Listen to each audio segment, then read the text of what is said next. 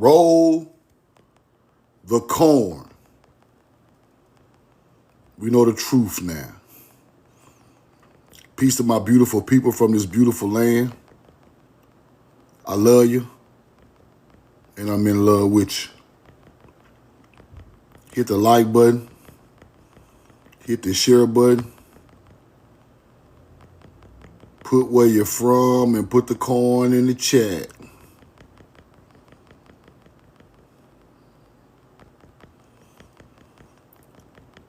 Put where you're from and put the corn in the chat.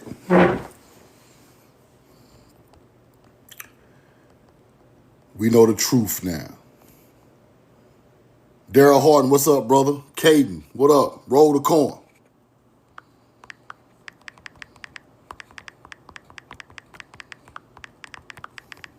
Roll the corn.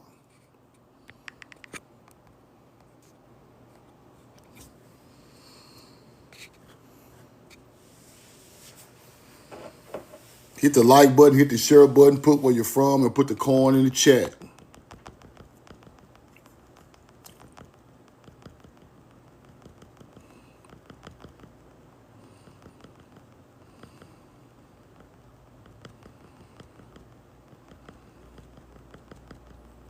Jeremiah Nelson, roll the corn.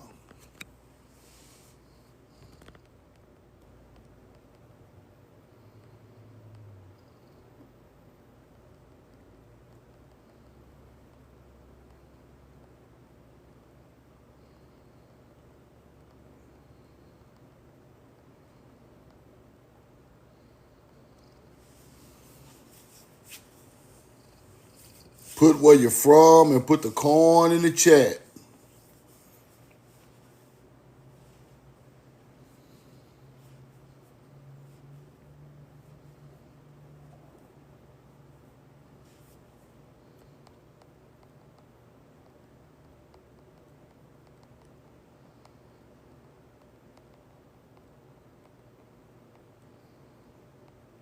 POWU.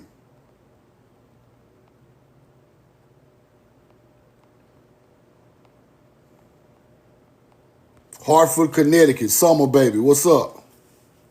Daryl Harden. I am the universe. Louisiana. I got some artifacts from Louisiana today. I am universe. Roll the corn. Latoya.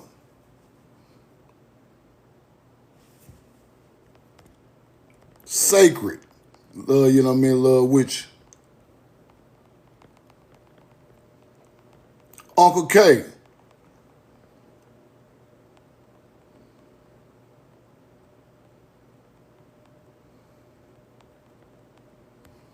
Hit the like button, hit the share button. Follow Latoya Janelle.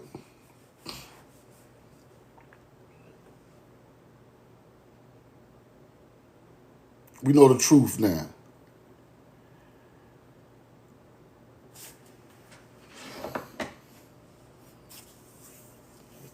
Now today, by my head and my people, I love you, I'm in love with you. I'm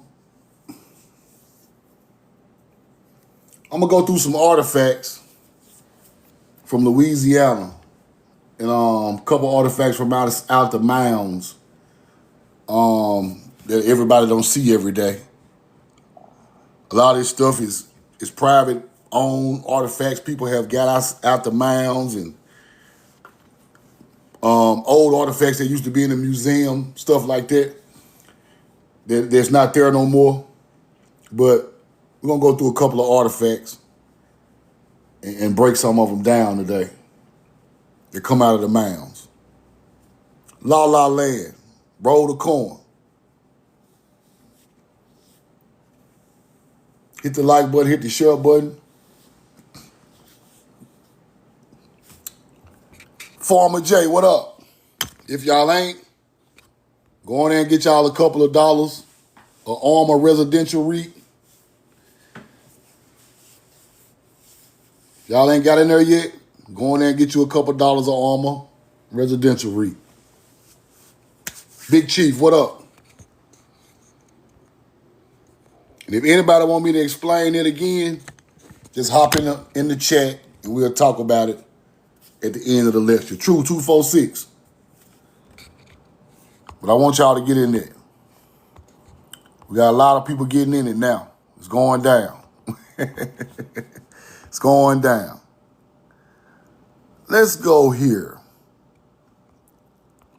Roll the coin.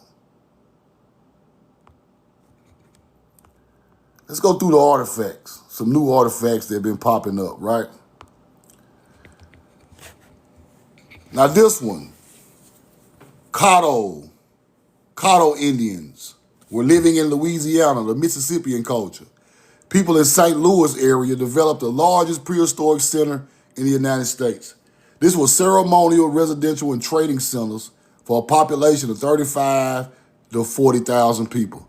The Mississippian culture spread throughout the southeastern United States and was characterized by huge earthen temple mounds, widespread trading networks, and ceremonial complex represented by elaborately shaped pottery, stone, bone, shell, and copper objects. Now, let's blow this up. Y'all see this? Blow this up. What's this right here? Right there. That's the snake. That's Noon. Not Chaz. Not Chazin. That's exactly what that is. The snake represents Noon. Roll the coin. Now, over here you can see the circle with the dot, with the lines, right? Some type of ayin. See the circle.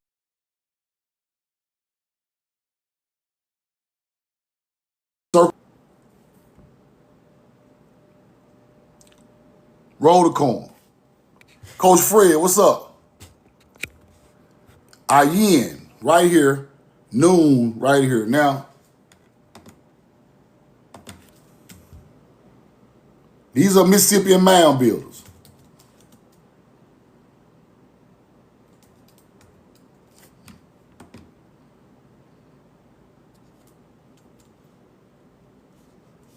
Now, the snake represents primordial watery abyss that existed before creation, continues to surround the ordered universe. So the snake is a part of the primordial teaching of creation, right? It's not evil, people. It's not the devil. It's not none of that. The snake means the primordial abyss or primordial waters that existed before creation, right? Oceans of chaos held the potential of all life. So you put the snake or Noon on the artifacts, right there. You put the snake on the ground as a mound, as a representation of the creation teaching of the primordial waters, right? That's where they come from. Let's look right here. The hand and the eye. The all-seeing eye, the hand and the eye of the Mississippian culture. Let me get out the way. Hand in the eye of the Mississippian culture. This lets you know these people, ancestors in America, was already enlightened. They were using astrology and celestial teachings at the mound sites. Ancient celestial teachings at the mound sites. See it? Let's go look at another artifact. Now, do this look like a Native American to you? No, it's not. This is an artifact from the Mississippian culture. Melanated people. Roll the coin.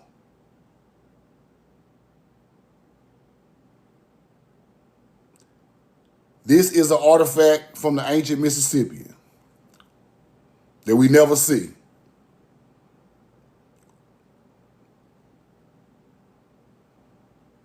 This is where Native Americans get these symbols from, people. Native Americans use these same symbols today in their culture, but it don't come from them. They got it from the people before them. You see it? See Native Americans with that type of stuff right there? Those are melanated people's ancient symbols. It ain't got nothing to do, they got that from these people.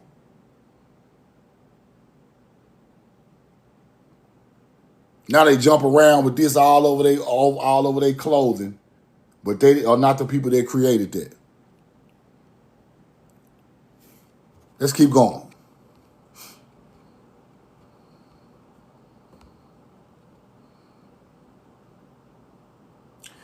As far as we know, no major Mississippian centers developed in Louisiana. That's what they say.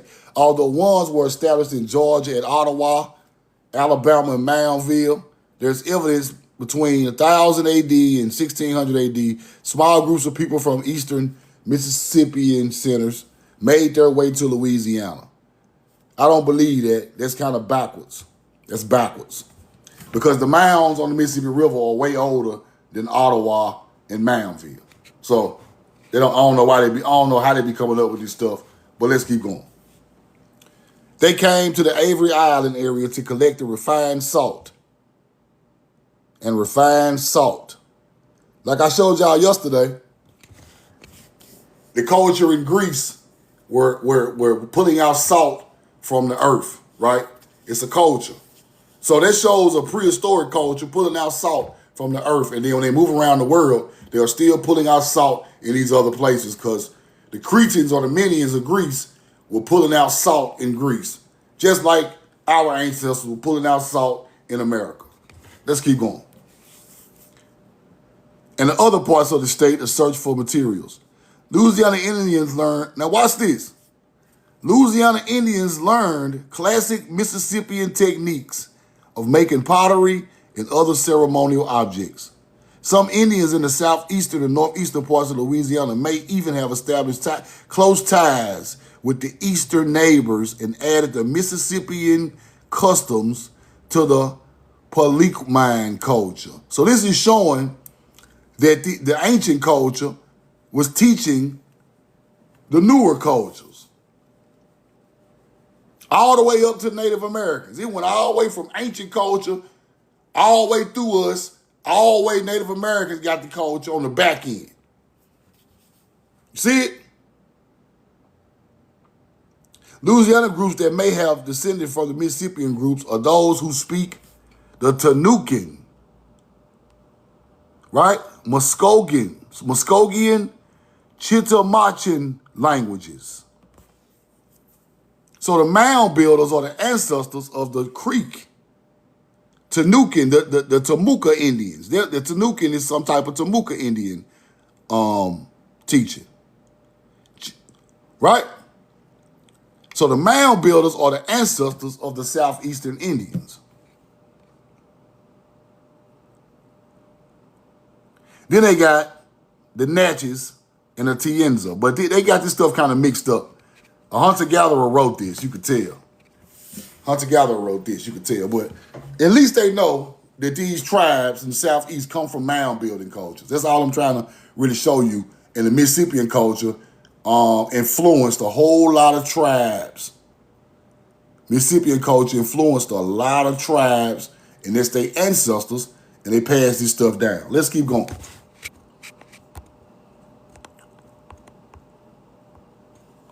Check this one out.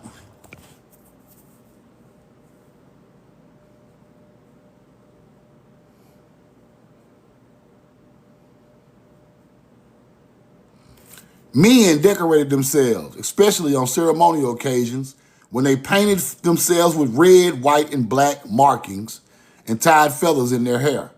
Both men and women wore earrings in their pierced ears and large pendants of strings of shell or seeds around their neck. Honored warriors and upper-class people wore red and black tattoos on their faces and other parts of their bodies. The men and women had different daily tasks. Now watch this. This is going to show you why the woman is the first nurturer and what the man does on the back end. This is how this stuff supposed to go. Watch this. Women took care of the young, planted and tended and harvested the crops. Let's stop right there. Let's stop right there. Women planted, tended, and harvested the crops. Why is the woman the agriculturalist? This is what you must ask yourself. Why is she the mother goddess? This is what you must ask yourself. This why she plants and tends and harvested the crops. She is in tune with nature first, people. She put the seeds in the ground to get the crop. She nurtured the crop. She poured the harvest up and cooked the meal. She is a nurturer. She is the first steward of the land. That's why you compare her with the mother goddess. Do you get it? This is nurture. This ain't no bullshit on the internet in 2026. This ain't no bullshit how people think today. This is the real deal. She planted, tended, and harvested the crops because she is the first steward of Mother Earth. Mother Earth is her mother first, and she stewards Mother Earth first because they are identically made. Do you get it? The man wasn't the first person to roll the corn. That's powerful, right? She was, because she is more connected. She's made in the image of earth. You get it? A woman created a woman first. Earth is a woman. Earth has got feminine everything. So Earth creates a reflection of herself first, and the reflection of herself knows how to tend back to the mother. Because they connected before everything else. So the woman nurtures the children. She planted and tended and harvested the crops, cooked the meals, made the pottery, baskets, mats, and clothing. Men work consisted of house building, canoe making, clearing land for her gardens, along with defense, protection of who? Her. This is it's simple, but people don't understand it no more. This is what we lost. You get it?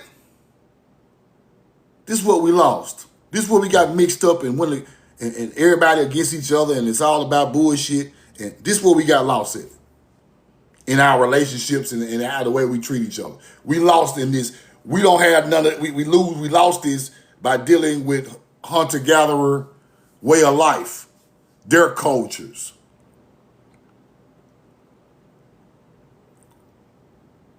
Now, I got to go over this one more time because this is a very important part of our history. Now,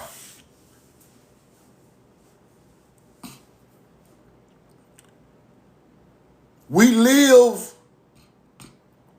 have European ways now, people. European ways are manly ways. You get it? European put the female to the back.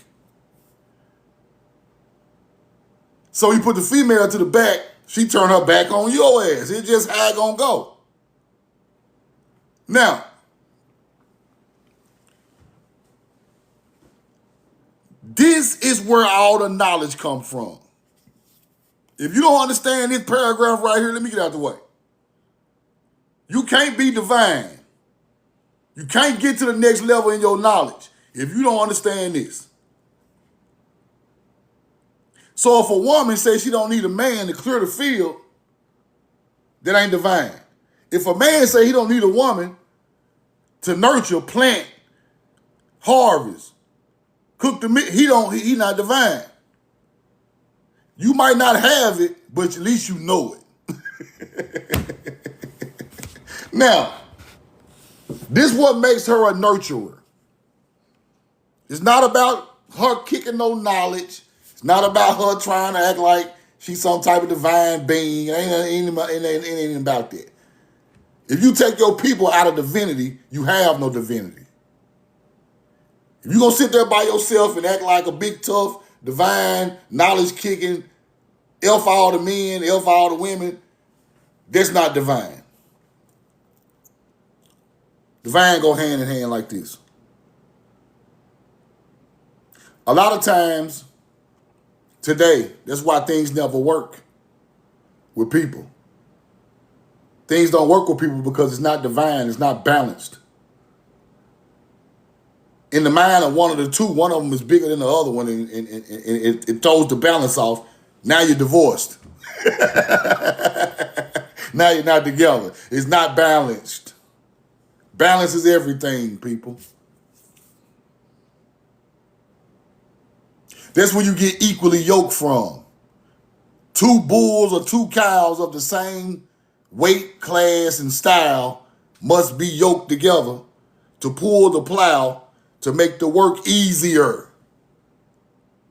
Equally yoked ain't no biblical teaching. That's agriculture teaching. See, you use agriculture to teach you about real life. That's the whole teaching of our ancestors, right? We're trying to make this thing easier. We ain't trying to make it harder.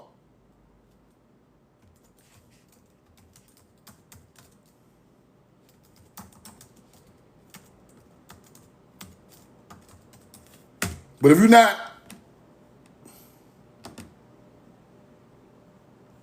this is what we're talking about right here. We say equally yoked. This is what we're talking about. Right here. Roll the corn. This is what they're talking about right here. This stuff ain't biblical. It just turned biblical. You don't even know what equally yoked means. This is what equally yoked means right here. This is a damn yoke.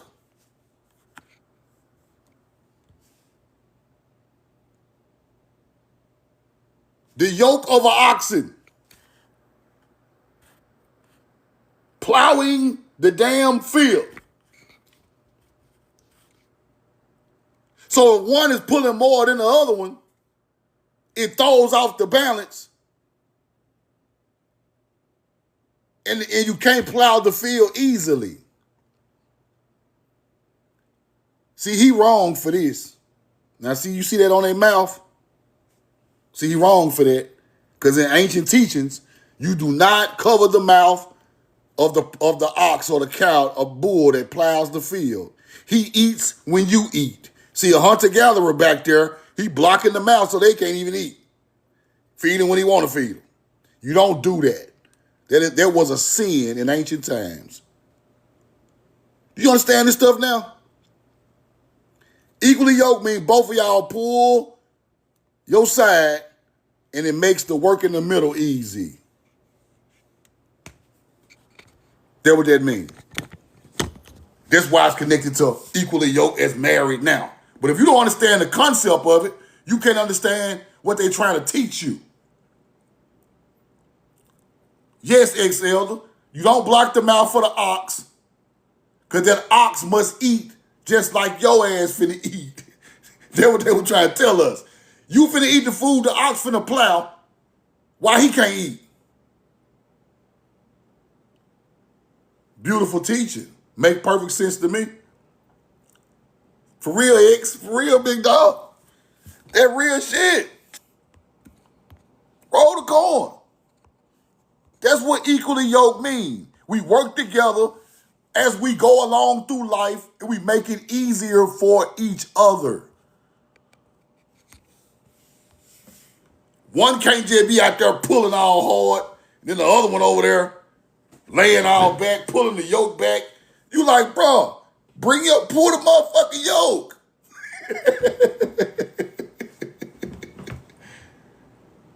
But if people don't understand it, it's not going to work. Now, the man defends for the woman. He clears the field for her to sow a seed. You get it? He cleared away. She come through and roll the motherfucking corn. We gonna win like that. How we gonna lose?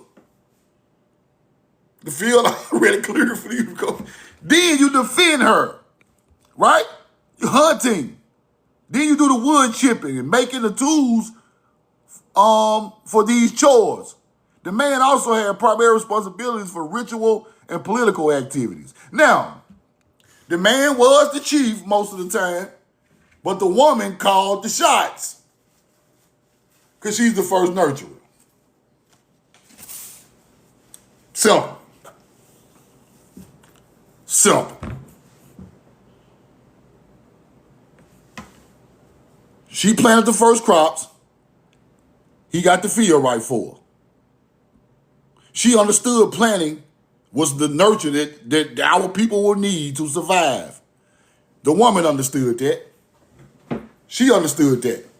Go out there and clear that damn field so I can come back and roll the corn so we can eat in the harvest. So therefore, if she's the first one to harvest the crops, she's the first one to map the stars out. They go along with the harvest, map the stars out. They go along with the sowing of a seed. It's just that simple. Because that's where the knowledge comes from. The field to the sky. So the woman is the first divine being to map out the stars of the Ankh, the spring, the start of the new year, all of that. The winter harvest, the autumn harvest. She's the one out there in the field doing it first in ancient times. So she is the one who watched the stars first. That's why she put off a teaching of Mother Goddess going along with agriculture. That's where that starts from. The man didn't do that. She put the knowledge in the Mother Goddess teaching out here on the earth. You get it? She's the first connected to it. She's the firstborn, right? That's fire, though. The European traders traded with men. Europeans provided guns, ammunition, metal knives, and iron tools, glass beads. They were sometimes given as gifts as hosts, as guides to the chief, and they were exchanged for pearl baskets and necessities such as meat, oil, salt, skins, horses, stuff like that. Now, let's go look at some artifacts. Louisiana history. Mississippian effigy pipe. As you see, it's a replica. A replica is a remake of the real one. Now, why do they always make these replicas? What a real artifact is. They make these replicas because they transform the look of these people into native looks, right? They don't make it look like us. The artifact might be looking like us, but they come with the replica and they Native American the motherfucker up. Now it look like a native. Because they know you cannot walk in no museum as a melanated man and see no melanated Indians on the damn shelf. We're going to be like, bro, that look like, bro, these ain't no native, it's us. So they make replicas and put the real ones in vaults and tombs under museums all over America. And you go right there, you think I'm playing, they go replica right there. Why would you make a replica when you could just show me the real one, hunter-gatherer? Why would I play in the NFL and put on a replica jersey? Nigga, give me the jersey made from the team. I want the authentic jersey. I don't want no damn replica, I'm on the team. Where is the real stuff at? You're not gonna give me no damn Cheap ass version of the real deal? What is that? Let's keep going. I want to show y'all this artifact here. It's just something random from Crete. A yen is all over it. There go the goose. As you can see, they're doing some type of mummification burial. Bet is at the top. This is bet. Hebrew bet at the top. A yen, some type of burial. This ain't even Egypt, people. This ain't even Egypt. This is in Greece. Ancient Greece. Look at the headdress of the woman. All that stuff look like it comes straight from Egypt. It's the same teachings. Let's keep going. Let's go back to the Mississippian artifacts, though. A Mississippian artifact with a box fade. There you go. Chillicothe, Ohio, box fade. Ain't nobody hair growing up to the sky but ours, bro. We ain't seen a white boy with a box fade. Stop, man. Look at the fade. Hair going straight up to the sky. This is a mound builder artifact on the Mississippi River in Ohio. These are not native people. Facts. Their hair don't grow like that. A Mongolian hair, it don't grow like that. This is a box fade from the 1990s. That's us.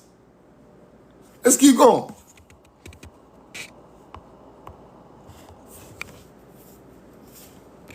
Cahokia, mound artifact.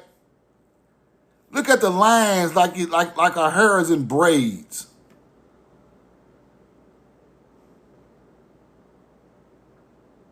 Look at the lines. Look at the facial features in the hair. Come on, y'all. Just look.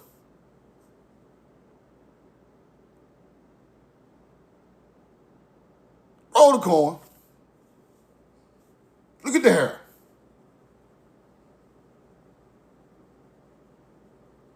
Y'all tell me what you see. I ain't gonna tell you what I see. Just tell me what you see.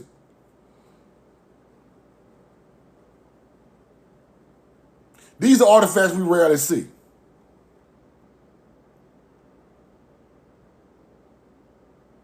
Let's keep going.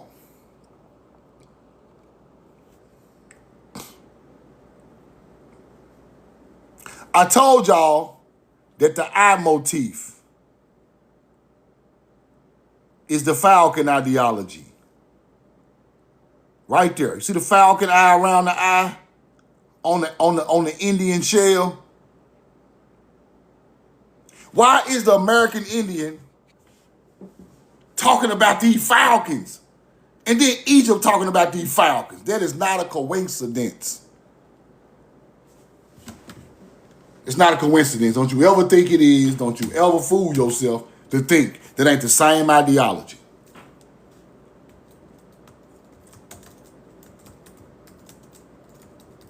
Let me show y'all where they come from. Roll the coin. The peregrine falcon motif, right, symbolizes unmatched speed, precision, and resilience, frequently appearing in art, jewelry of ancient mound builders, right?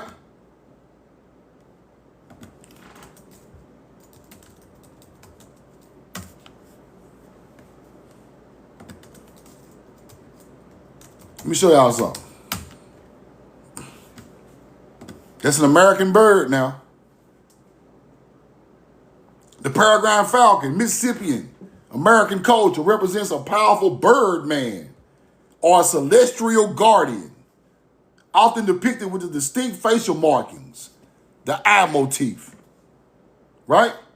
Resembling the eye of a falcon. symbolizes a warrior, protection.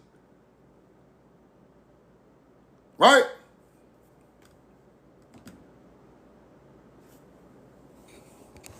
This is what they are associating the eye motif with.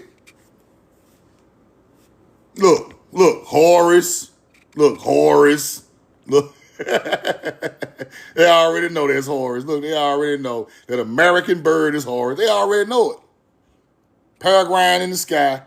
The eye motif, right? This is what they are trying to make themselves look like with the artifacts, the eye of the falcon. So you put the motif on your face just like the falcon.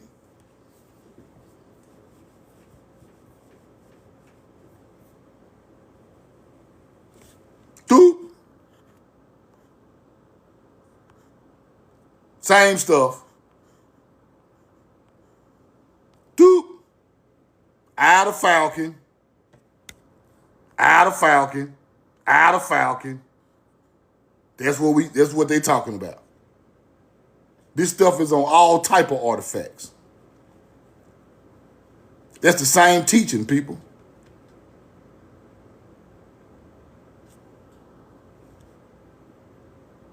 Roll the coin. Same stuff. Ain't nothing different. Just on two different lanes. Let's keep going. Mississippian mound builder.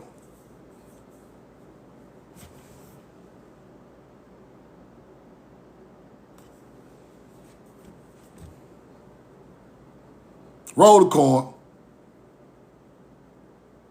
Now, what you must do is, if this artifact still had the paint on it, what color would he be? Copper color.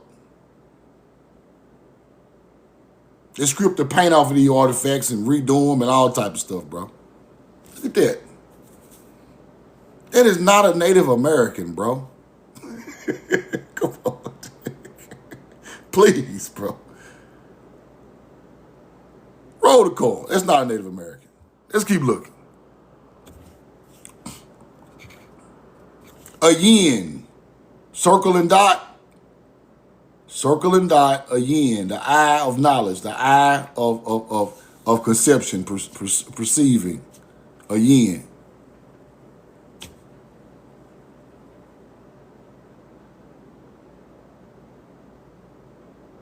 Let's keep going.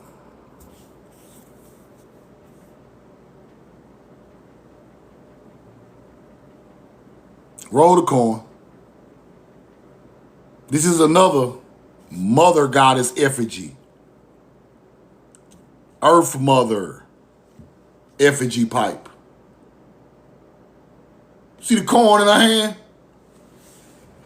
Do you see the corn? Now, she the one planted it first.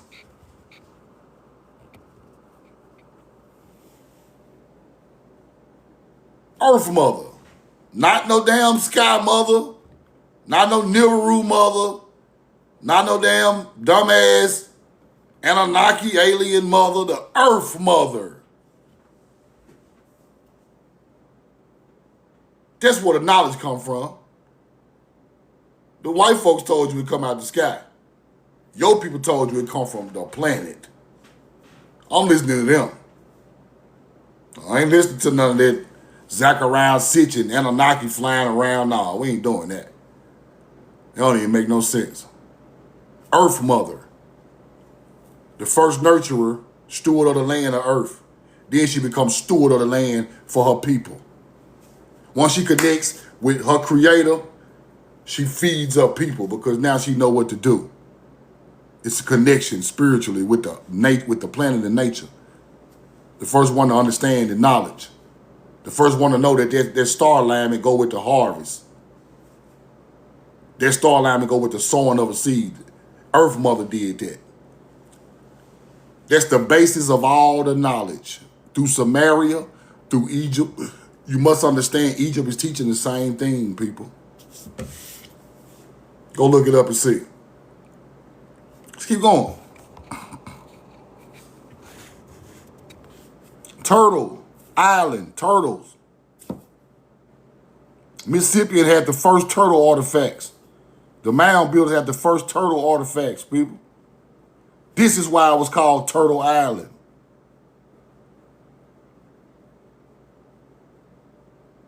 Roll the coin.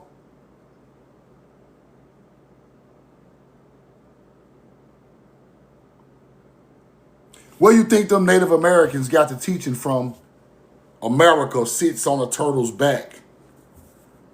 The turtle sprung from the primordial waters, and then land is the turtle's back. Creation comes from the turtle back. Where you think Native Americans got that from?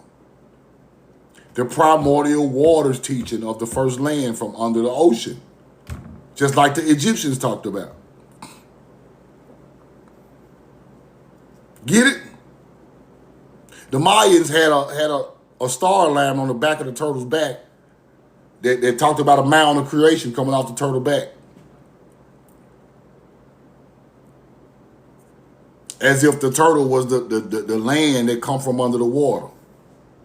The first land primordial from under the primordial waters. The first land mass was called the turtle's back. That's where they got that from, right? Let's keep going.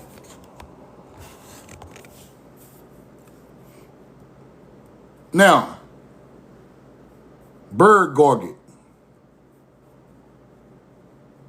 Don't they look like the ibis? Is that the ibis bird? The same bird Thoth is? Is that the ibis the same bird Thoth is?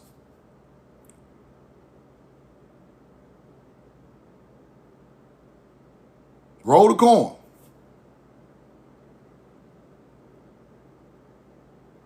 I showed y'all a burial of the ibis bird in the southeast. Just like they buried them in Egypt, they buried them royally over here too. I showed y'all that on my live the other day. A big tomb of ibis birds buried in ceremony, just like in Egypt. Just like the tomb of the birds in Egypt. Somebody had to redo their culture.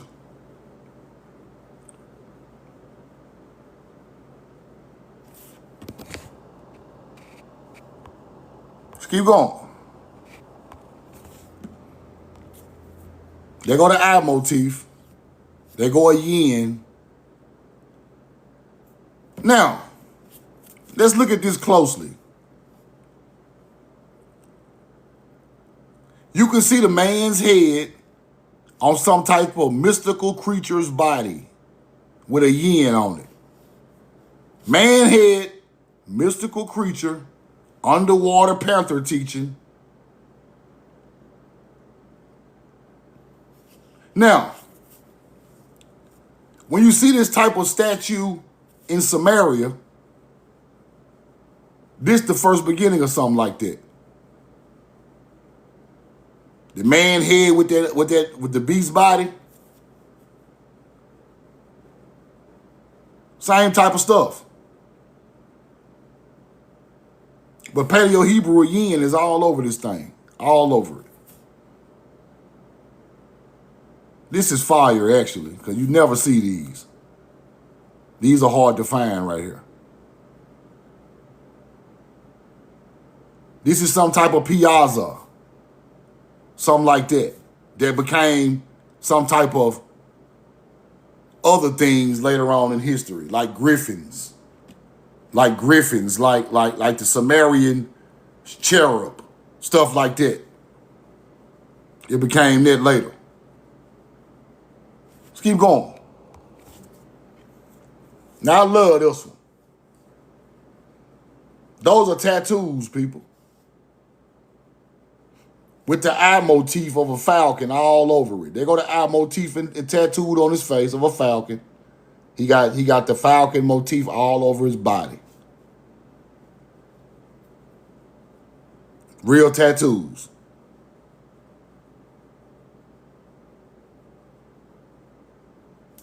This is not an African culture, people. Those are melanated people in America with tattoos all over their face. all over their body.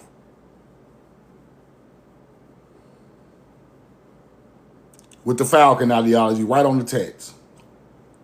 Tattooed all over his eye and everything. Whole body tatted up. Look.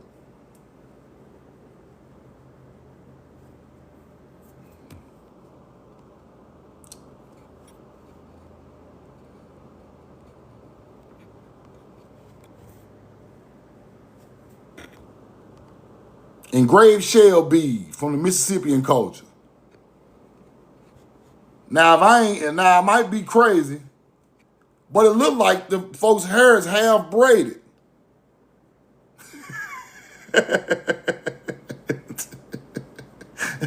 I might be tripping, but it look like the hair is half braided.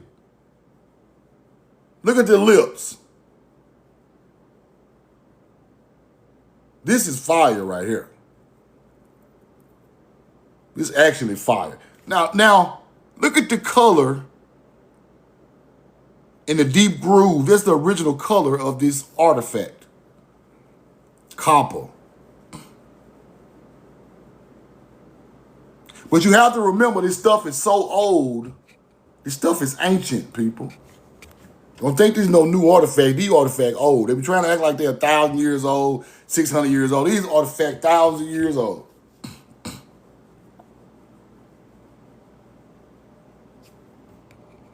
These two artifacts, I love them. I love this one because this is a rare representation of a melanated Indian with tattoos. You don't really see this that much. That is not no Native American, people. See the beads on his arms, the beads on the necklace. This fire, and this fire too.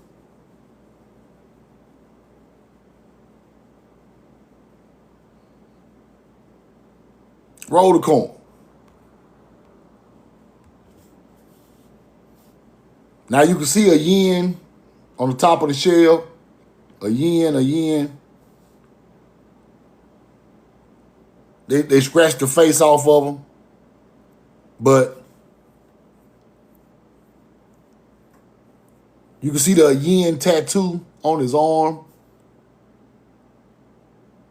This fire also. This is some stuff that you don't normally see.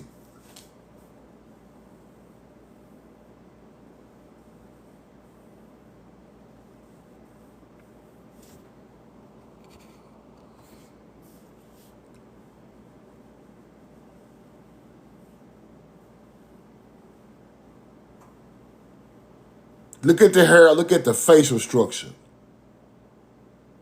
Look at the facial structure of these people.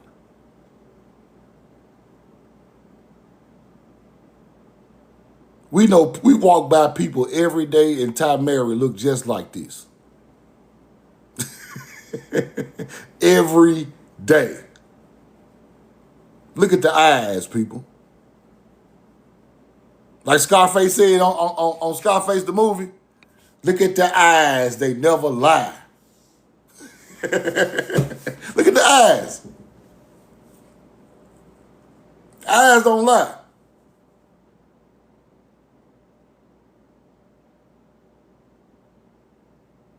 Look at that.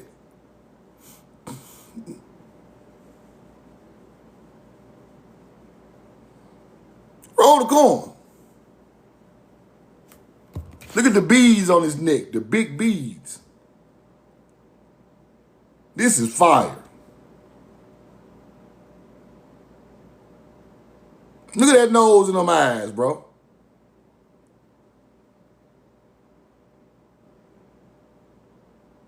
That is not no damn hunter-gatherer. I don't care what y'all talking about. Ain't no way. Now, I talked about this yesterday. That Nephi or Nephilim or Noph is Memphis. Let me say that again. Nephi, Noph is Hebrew. Nephi is Egyptian. It stands for identical meaning as Memphis. So the Nephi built Memphis. You get it? These are artifacts from America with Paleo-Hebrew on the forehead.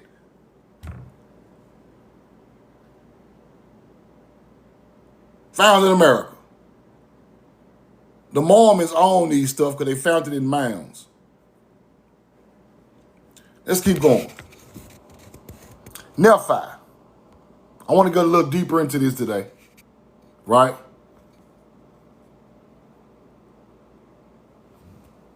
"5 years after the discovery of the remarkable memento of the ancient Israelites on the American continent." On the American continent. I know y'all can read it. You see it?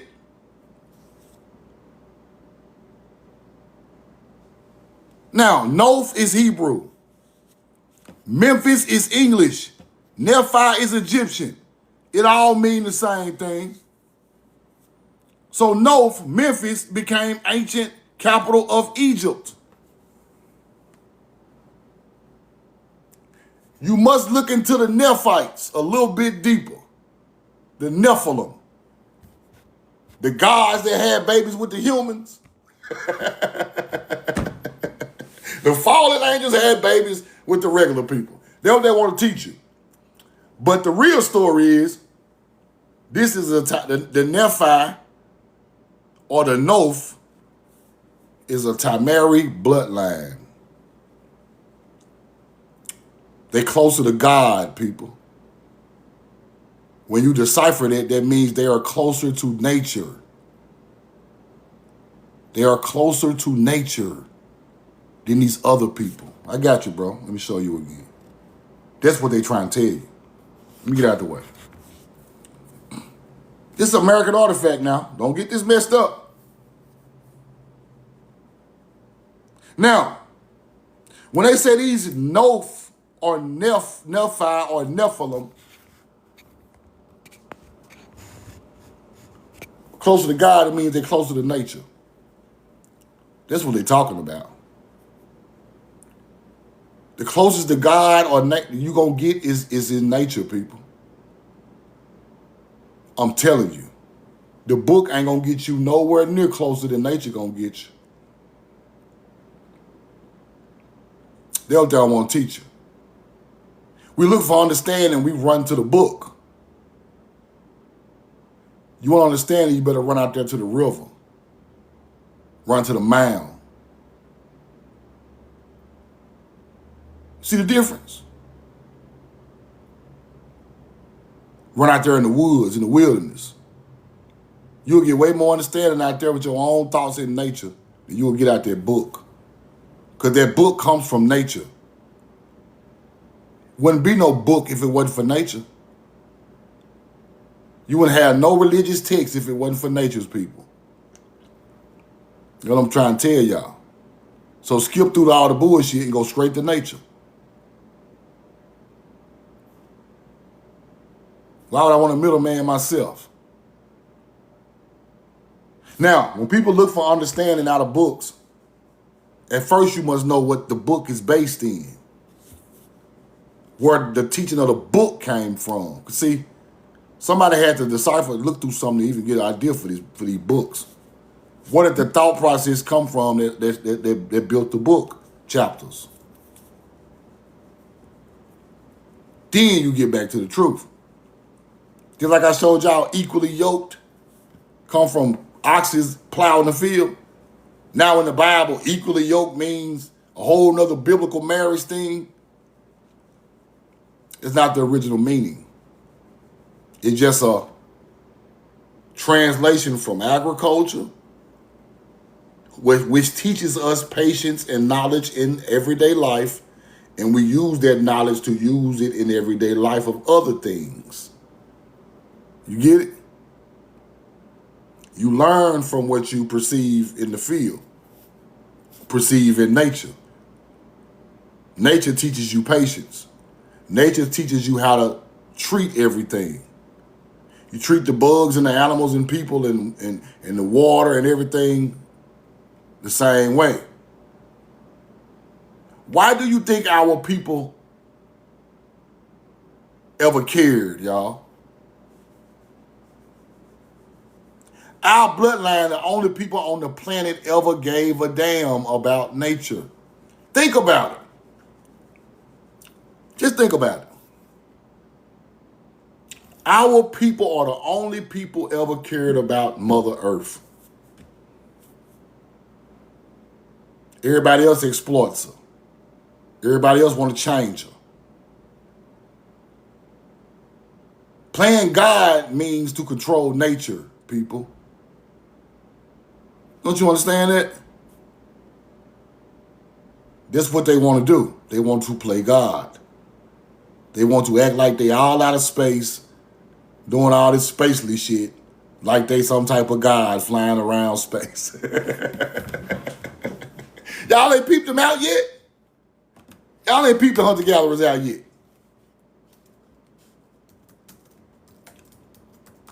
I've been peeped them out.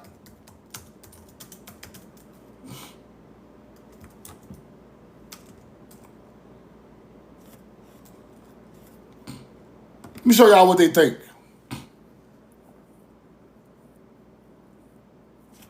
Show y'all what they think. This is how these people think, y'all. You must know this. The idea of controlling nature is equivalent to controlling God. Suggests humanity assumed divine power, perspective over debated with theology and philosophy. It often intersects with the theological concept of stewardship. The theological concept of stewardship is the land, people. When you see stewardship, that means a steward of the land every time, where humans are tasked with managing nature as representatives rather than absolute owners. Now,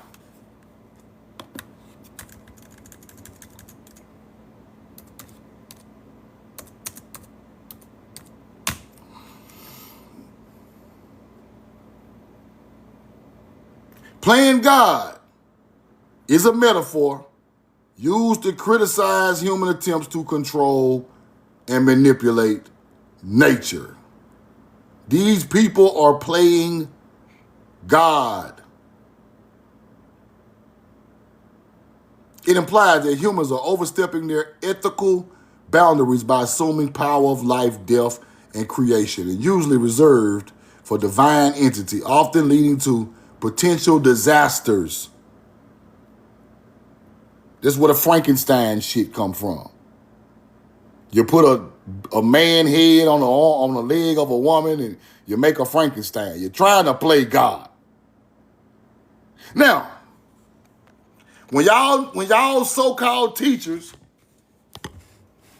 so-called so woke ass niggas, get on here and say, we created the white man. You trying to play God.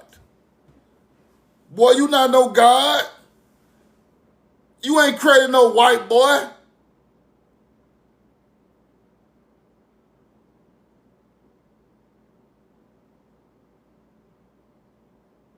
No, you did not. You actually mixed with them.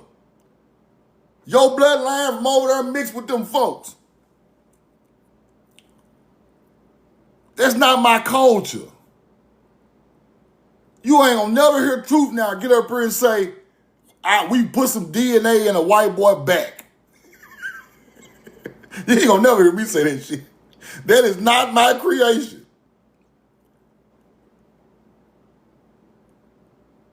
That creation has animal tendencies.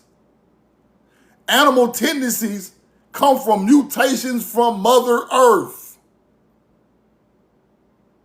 I ain't put the hair on his back. I ain't put them big ass pig ears on his head. I ain't put the violence and the hate in his heart. That is not my creation. Y'all keep that shit over there with the Arabs and Muslims and NOI. And keep that Islamic shit over there. That is not, why would I create something like that? If y'all did create them, y'all fucked up. And I know y'all didn't, I'm just saying. But why would I want to create something of that nature?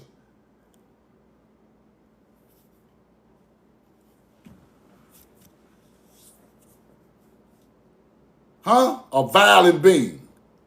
A barbaric being. A being that digs up other people's ancestors. Eats them and praise them and lay them all up in their house and rub on them. Why would I make something like that? To go back and dig my people up. That is not our creation. The same way a warthog got created in the woods, the same way their ass got created. Why do you think they got warthog blood? You see hunter-gatherer with the same hair on their back a damn warthog pig in the woods got. Nature done that, big dog, not us. We ain't got nothing to do with that shit. That's some shit down the line where some shit got mixed together and popped out. I don't know. Ain't my call. But it ain't got nothing to do with us. The only thing nature's people had a hybrid on is plants, people. Plants. Then they start to hybrid some of these animals to help them farm better. They did do that. They did make the horse feet stronger and start putting little splints on his foot and made them stronger and all that. They did do that, but that was for our usage. We did mix up two different types of plants and make corn. Yeah, we did do a little bit of that, but we did not create another hunter-gatherer. That's not true at all. That's foolishness. Now,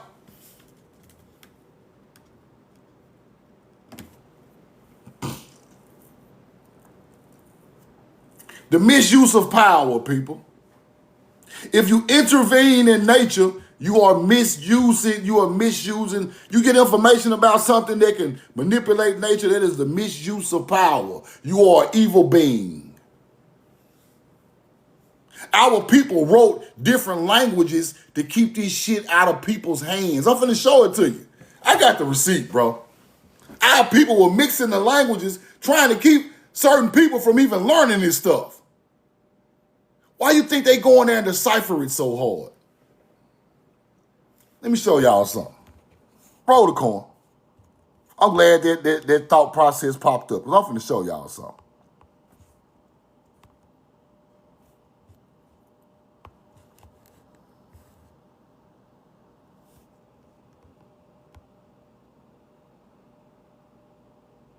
Now the Nephi, let's get through the Nephi. I'm gonna show y'all how we switch the languages, trying to switch the languages on these people. Watch this. Nephi, Nephi, transliterated into Hebrew as Nabi. It means prophet, people, or the one who speaks with God or nature. That's what they're trying to tell you. The Nephi is the one who spoke, was the closest to nature on the planet. That was Hebrew also. And Egyptian, same damn word, just a little thing switched. The great Osiris, one of the Egyptian gods, was called Nephi or Nephi, and the city in his honor was Enphi, which means Memphis.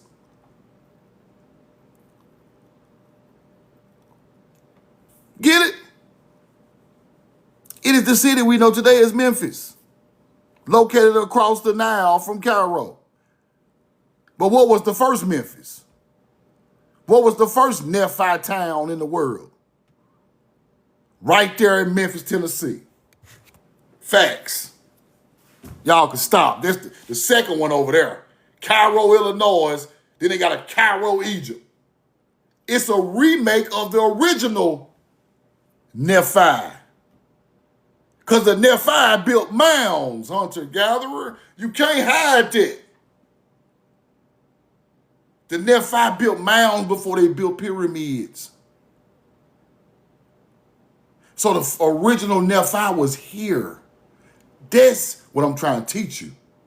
They did travel and build other things, but the original the original here. Original Memphis. Now, Cairo.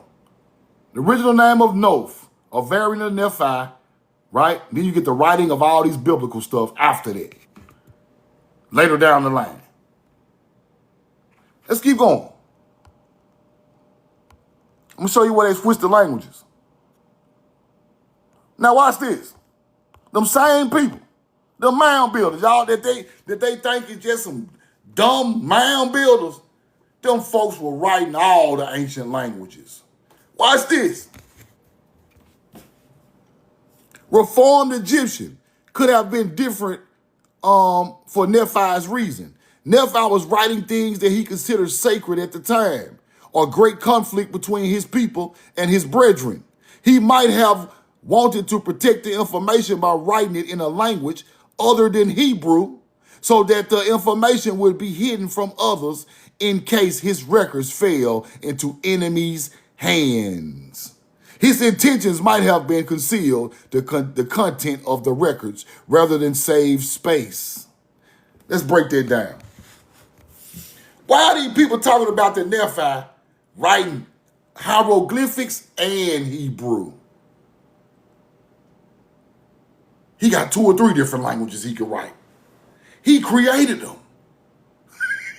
The mound builder created the language.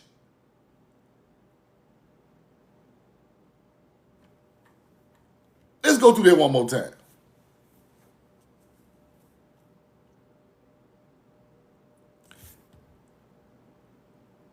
He might have wanted to protect the information by writing in a language other than Hebrew, so that the information would be hidden from others in case his records fell into the enemy's hands. Now, who is the enemy's hands? Hunter-gatherers, Mongols, hunter-gatherers, barbarians, Berbers. All y'all the enemy's hands. Because when y'all decipher this knowledge, y'all gonna use it against people. They didn't use it against their people. Y'all took the information from the Nephi. If Egypt is talking about the Nephi is where the people who built the city of Memphis, that means that is our people too. It's the same words. We tried to write this stuff in languages they ass could never decipher. We ain't gonna write it in Hebrew because they already deciphered Hebrew. We're gonna write it in hieroglyphics. Might take a hunter-gatherer 1,000 years to figure it out. But it's the same teaching. You get it? Nephi starts writing his records almost immediately upon arrival in the Promised Land.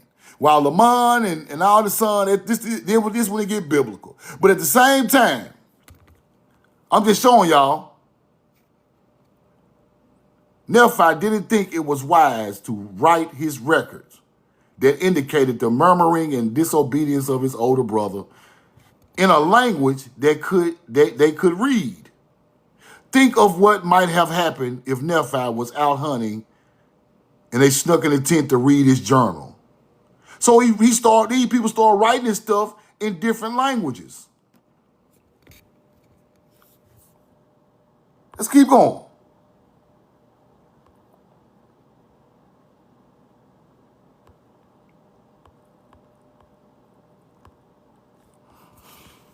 Hieratic, Demotic, was a simple form of hieroglyphic used for everyday purposes.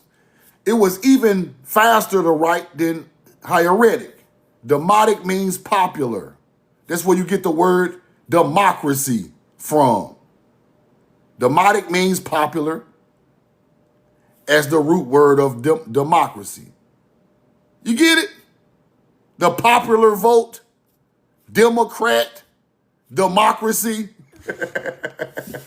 These folks took all that shit, and we that's a whole nother time. But Demotic was invented quite late in Egyptian history, about 700 BC. That's about 600 years after Tutankhamun. It was ordinarily written in the daily life during the Ptolemaic and the Roman period. The Rosetta Stone, made in 196 BC, had a Demotic inscription on all about King Ptolemy V. Now, they are talking about different languages getting created for different people couldn't understand it. But it was all based in the same teachings. So literally, they are telling you that Hebrew, Paleo-Hebrew, turned into hieroglyphics. Just like I told you. The pictograph language of Hebrew, all the old world people can read it. Then you get these new people coming around. You must change the languages. You got to change the language. Everybody can't read all of. Now they talked about a priest, the people who, right? Nephite. It is writing that you must set your mind, right? I do not see an office, it says, comparable with, I shall make you love books more than you love your mother. Now, there's some whole other stuff, but they talking about knowledge. But anyway, I don't know, they be deciphering this stuff, but they put these monuments to put teachings on papyrus scribes. And then you put your monument up there with it. But it showed that the Nephite had two different languages. Paleo and then glyphs, hieroglyphs. That's what I'm really trying to show you.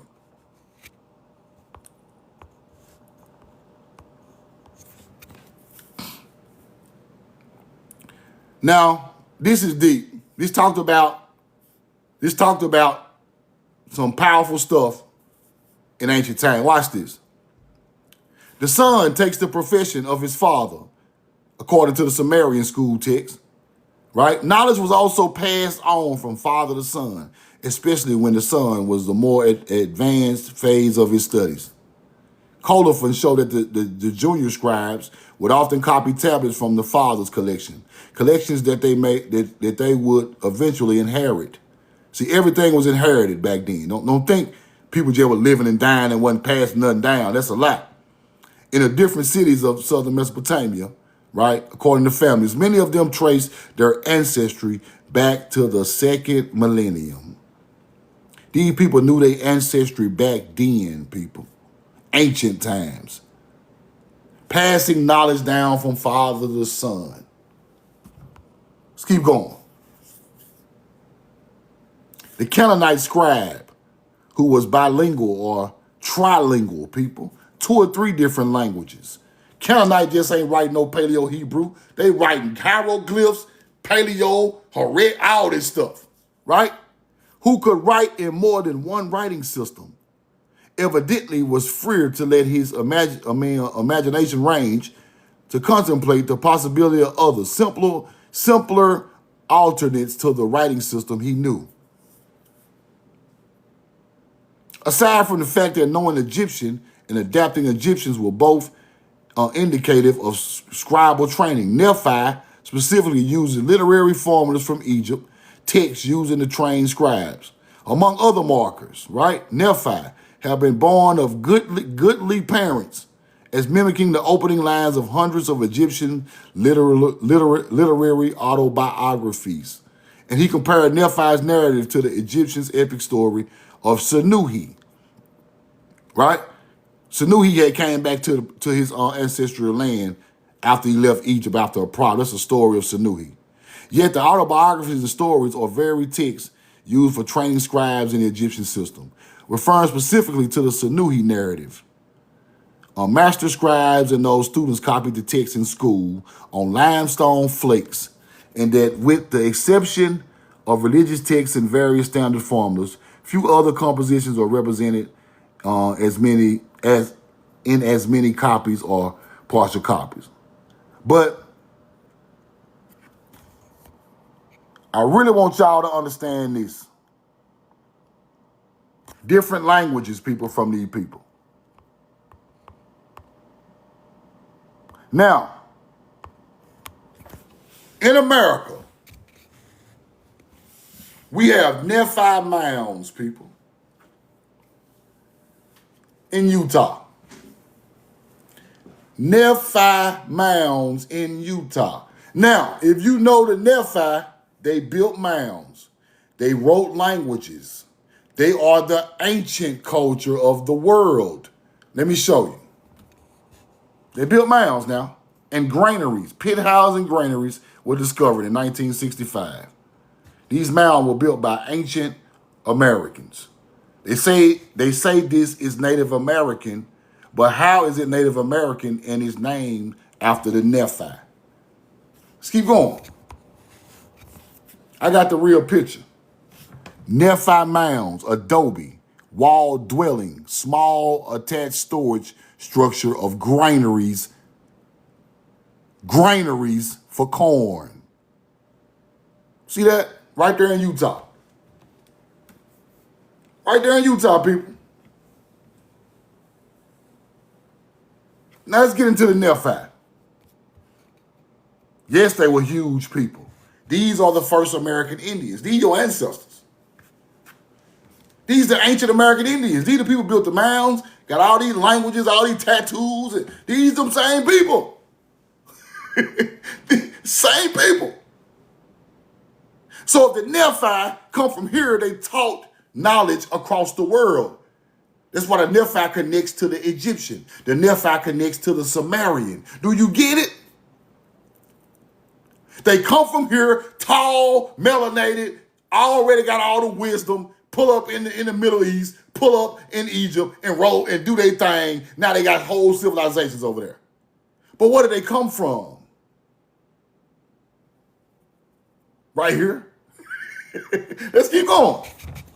Nephi mounds. The Nephi built Memphis. Do you get it? Let's keep going. The Nephilim were on the earth in those days. The sons of God. What does that mean? The sons of nature.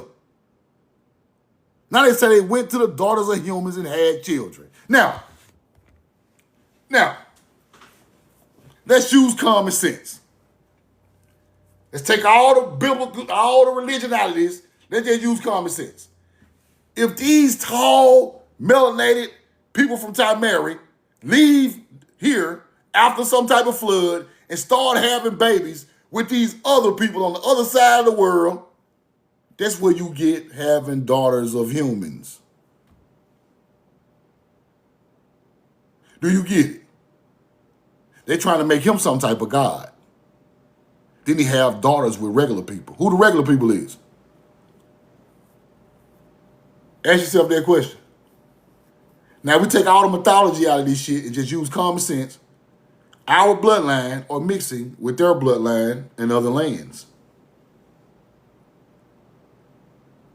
This when they try to say the daughters of humans and had children by them.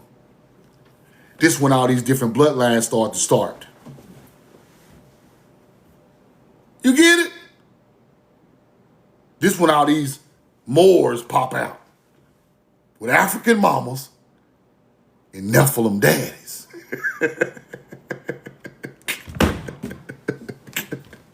So you're going to understand this shit in a minute. Phoenicians are Nephilim. Phoenicians had babies with Africans. Phoenicians mixed with North Africans. Then you get Moors, people. Berbers. Barbarous tribes mixed with the tribes of the sons of nature.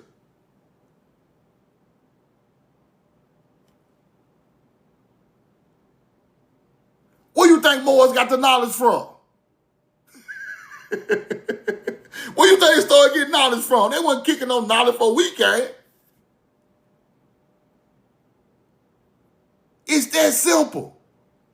Simple.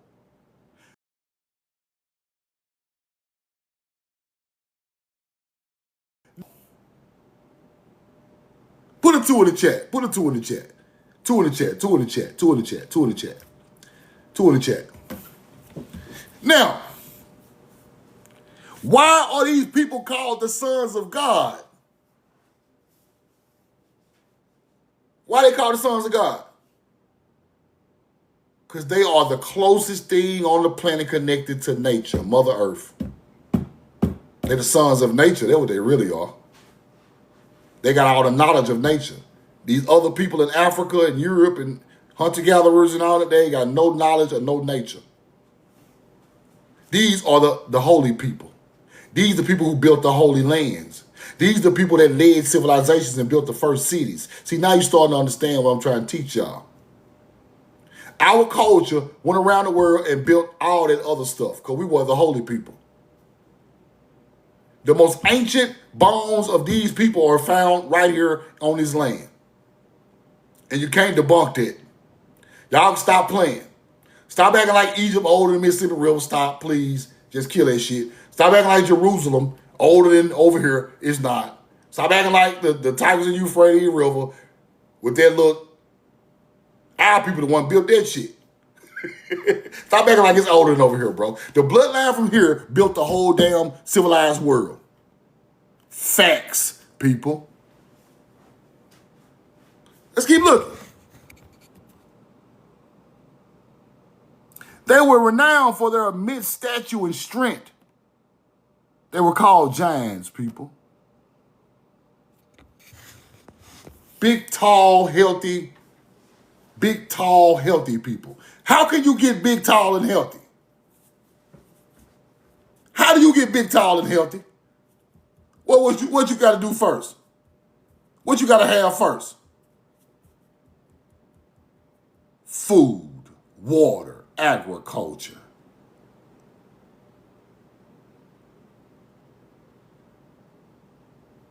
Huh? How you get tall and healthy? In ancient times, 7,000 BC. You had to be eating good right on this land. Hunter-gatherers did not eat good until 400 or 500 years ago. See, now you see the difference. They still ain't eating good. Who was eating good? They can get 7 feet tall, muscled up, swinging a 50-pound copper axe. You think that was a hunter-gatherer, a scrawny-ass, no-eating hunter-gatherer? You lost your damn mind.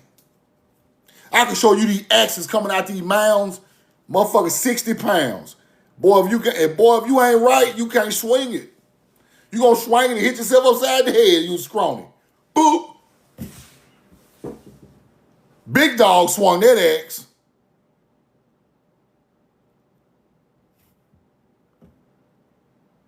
Tuscaloosa 7'1".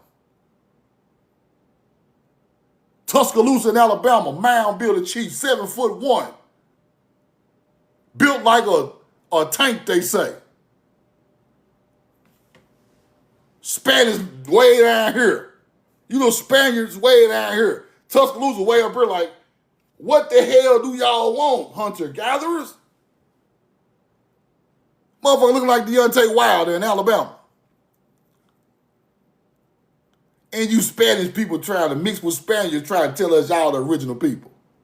Have y'all lost y'all damn mind? If you speak any type of Spanish, your ass is out of there. You might be mixed with us, but you not us. You're not the original people. That is a foreign language.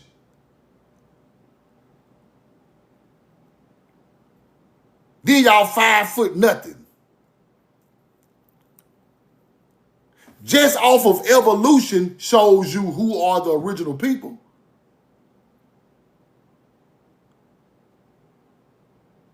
I know niggas who ain't never picked up a weight in their life, built like bodybuilders, just come out their mama like that.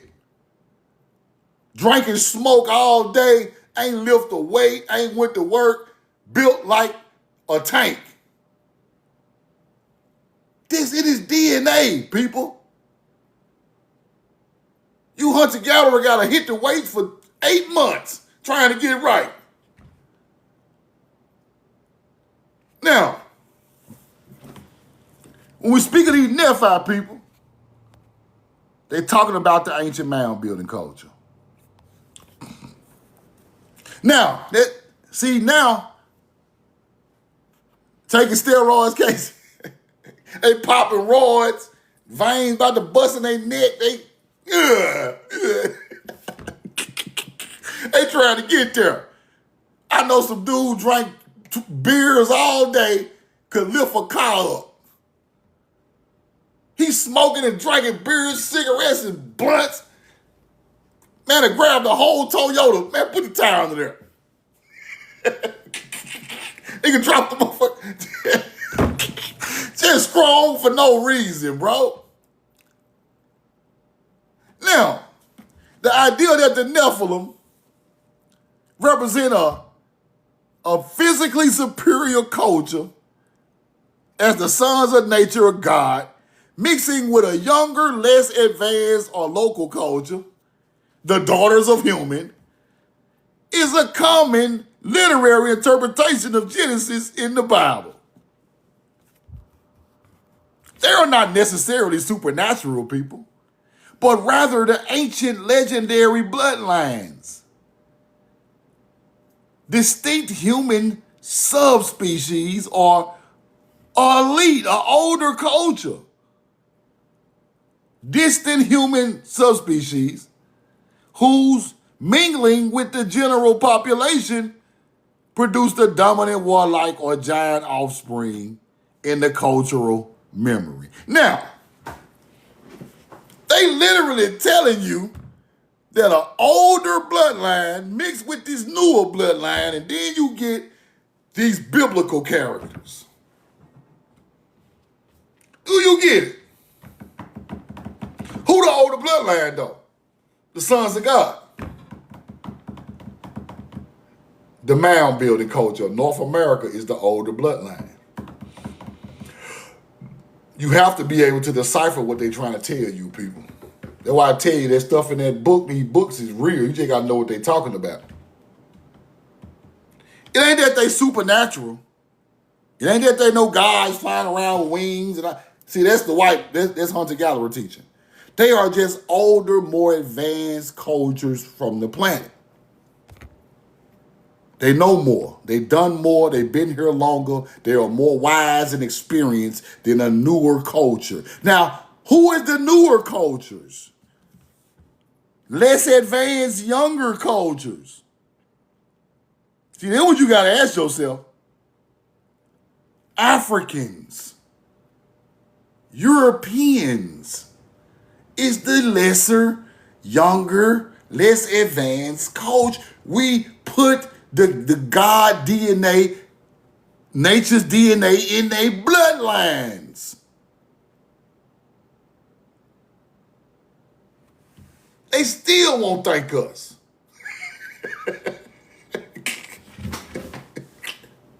Now you understand how the world works. So when you go look at these different cultures, you got to go find out when they mix with them sons of nature. Because the sons of nature was when they start getting sophisticated, you better go find out where they mix with it. Now, the way I prove this is the way I prove this. Right? Now, if Berbers are from North Africa, this is the way I proved it, that theory of mine. It's a theory of mine, which I know to be true because it makes perfect sense. Like, fuck all that making shit up. Now, Phoenicians.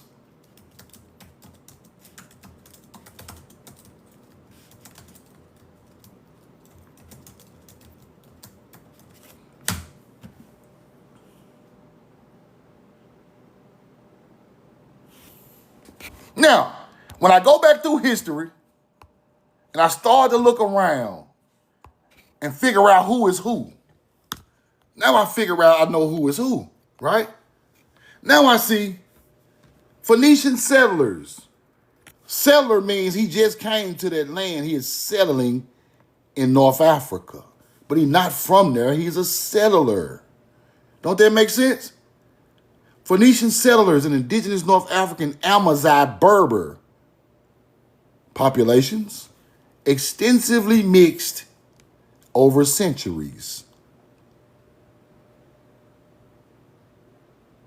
Indigenous Amazigh mixed with the settler Phoenician. The Phoenician is the Nephilim, the ancient Paleo-Hebrew people on the boat coming from Timeri. The Phoenician is the Sidonian people. This ain't their real name. That's Greek. Their name are Sidonians. Sidon is in the Mississippi Delta. So this is a Mississippi Delta person mixing with a North African. Y'all can stop playing with the truth. I'm telling you, I'll bring out the receipts to prove this shit. This is a Timeri bloodline mixing with North Africans. Then you get the Moors after centuries of extensively mixing with the North African.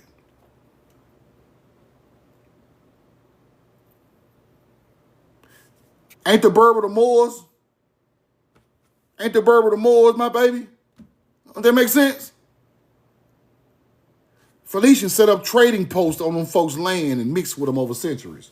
We put the trading post on their land. The trading posts are the magnificent buildings in these areas. We built the buildings, we traded goods out of those beautiful stone buildings that y'all see in Sidon and Tyre. The Moors didn't build it. Do you get it? Okay. Y'all want some more receipts? There go one. Let me show you another. Basic common sense. Watch this.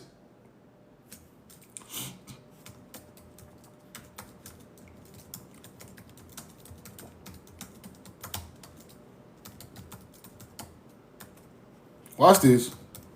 This type of stuff you got to study.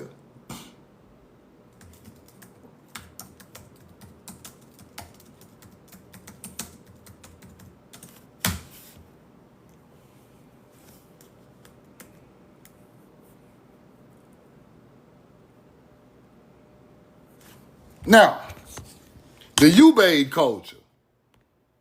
The Ubaid culture is the ancestors of the Sumerian. The Ubaid is the ancestors of the Sumerian, right? The Ubaid culture blended with indigenous populations, most notably by adopting local practices, right? Now, the Ubaid culture came from over here. And they started mixing with them people who lived on the Tigris and Euphrates River. Then the Sumerian bloodline pops out, right? Reed boats. Now, let's get a little deeper. Let's get a little deeper. You see that say 6,500 BC. Now keep these dates in your head. Keep 6,500 BC in your head. Now watch this. Keep that in your head. Let me show y'all something. Watch this.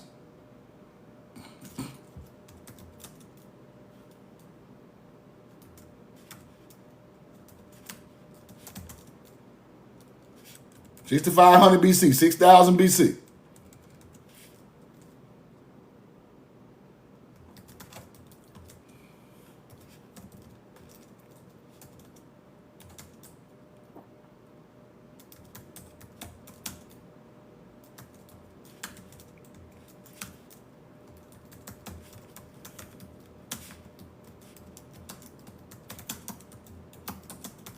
Watch this. You gotta know to ask these people. The stuff ain't smarter than you. Now, 6,000 BC. What's going on in Mesopotamia?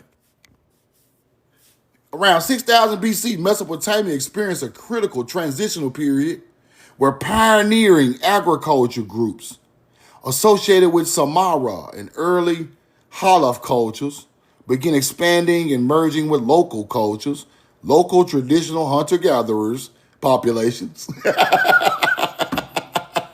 Then what happened? Known as the onset of irrigation technology, facilitated by a mixed economy that blended farming with traditional subsistence methods. Around 6,000 BC, our agriculture people start mixing with the locals, hunter-gatherers. Then you start to see a little irrigation popping out. 6,000 BC, Central Mesopotamia. Technology led to the assimilation of nearby. Okay, what kind of technology? Farming techniques into the new areas. Okay, cool.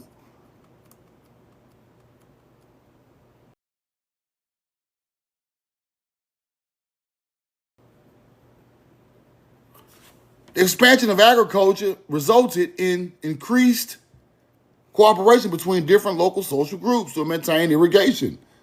Okay, who taught these people that? The agriculture people popped out around 6,000 BC. Where they come from? With these reed boats with bitumen. Interesting. From. Now,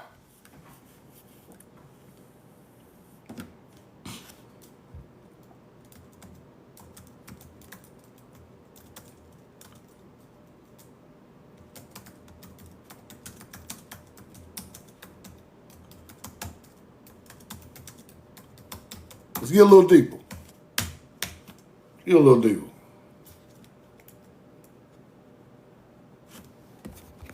Now, this is when these stories come out.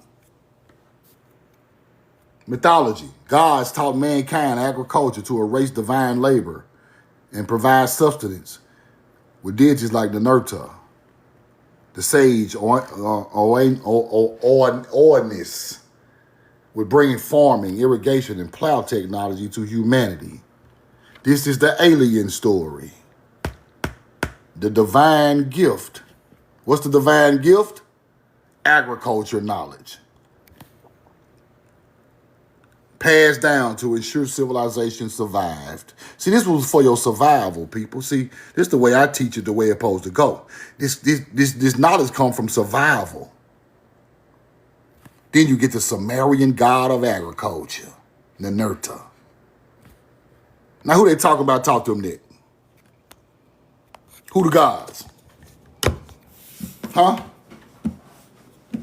Now, a hunter-gatherer really believed there was a literal God coming from outer space. They still so stupid in the 1920s, they still writing down these people from outer space that talk to people in that area.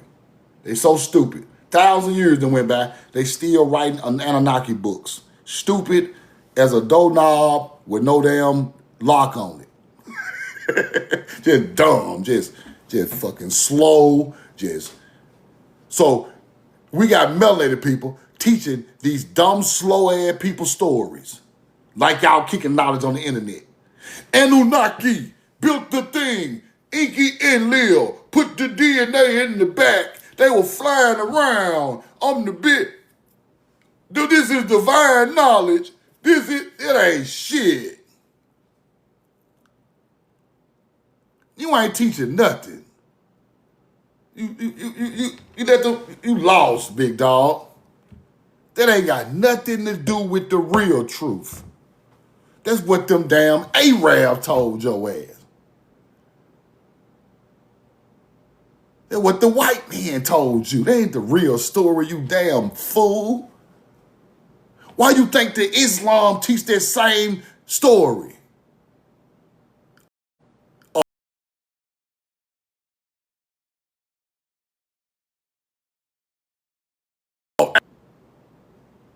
Roll the corn. They don't want to tell you our culture is the origin of their culture.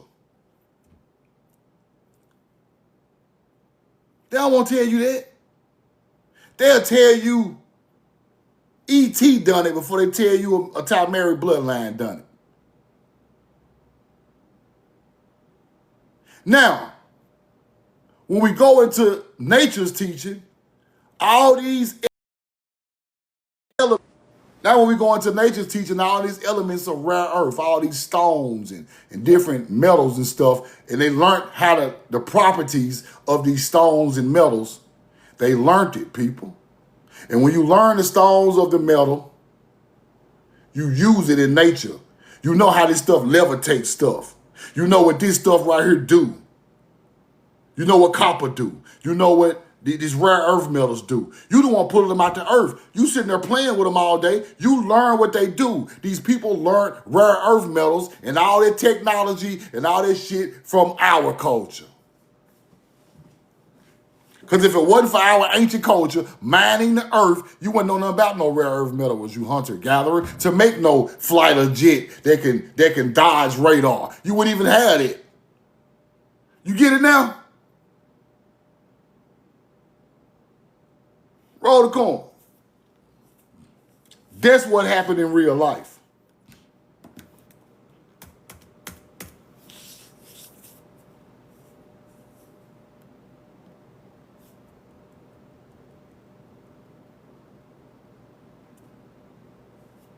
The half man, half fish emerged from the sea, instructed the Sumerians on everything they needed for civilization, including agriculture and arts. Oh, the fish man taught y'all agriculture, huh?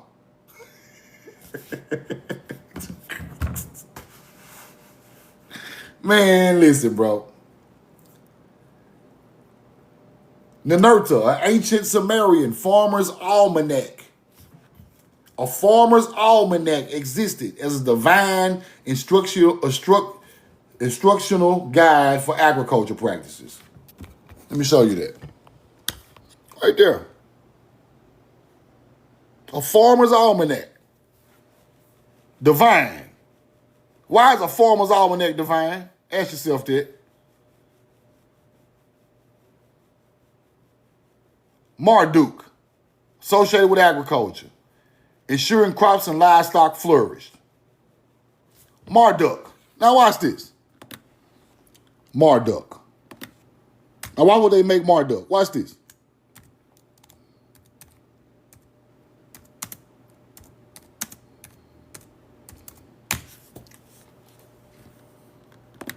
Watch this.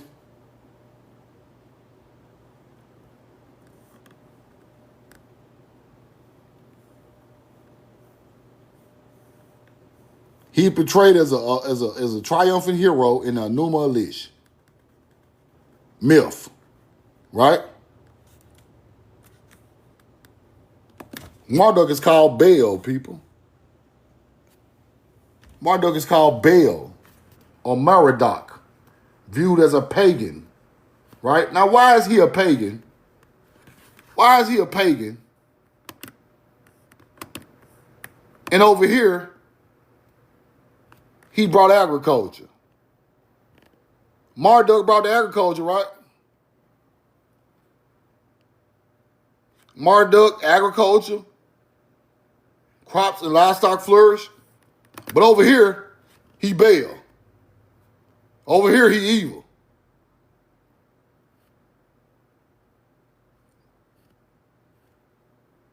See it? Evil Merodach. King Marduk, evil, in the Bible. Now, how the hell he over here growing crops, raising up the livestock, then over here in the Bible, the nigga the devil? Anything of nature would turn evil in the Bible, people. That's the switcheroo. Whoop.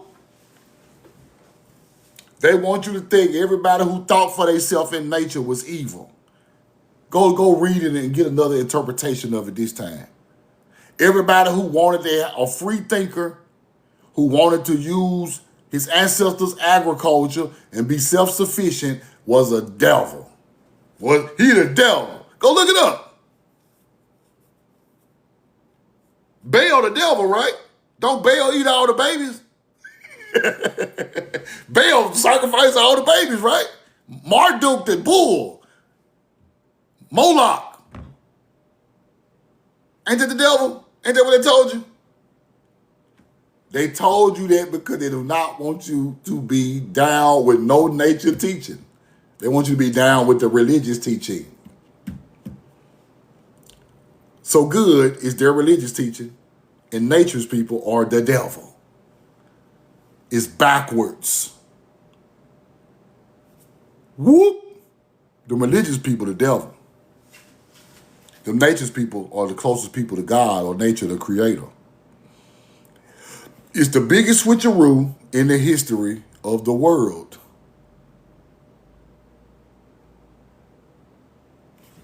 The biggest switcheroo in the history of the world. Why you think the Muslims are always talking about pagan stuff? If the Muslims see a statue of Baal, they're gonna burn that motherfucker down. Let the Muslims see Baal.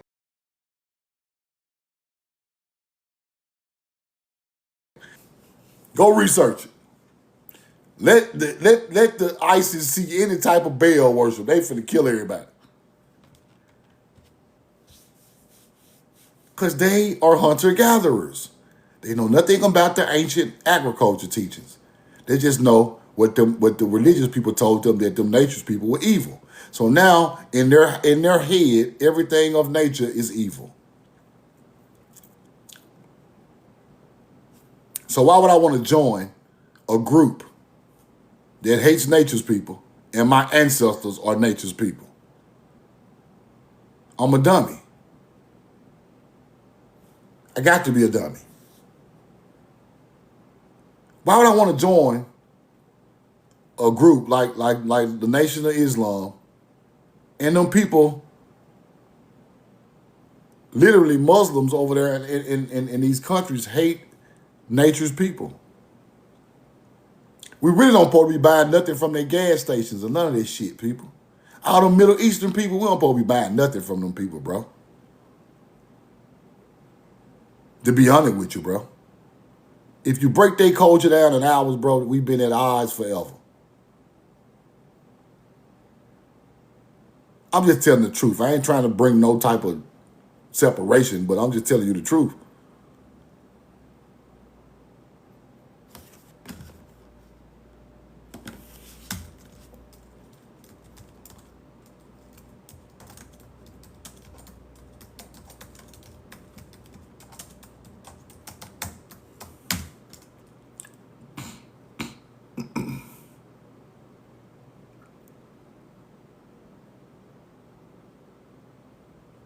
Now, these people say Muslims are nature as a creation of God, Allah, divine wisdom, nature.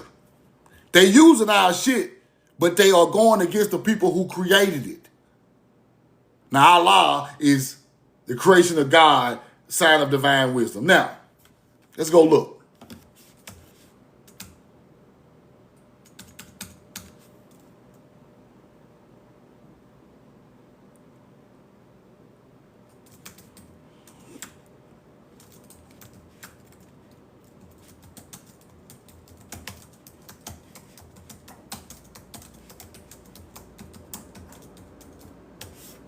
Let me show you how crazy this shit is.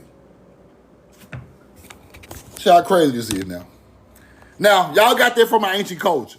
Now, ISIS destroyed numerous ancient pre-Islamic religious monuments in Iraq and Syria, citing them as false idols and heresy.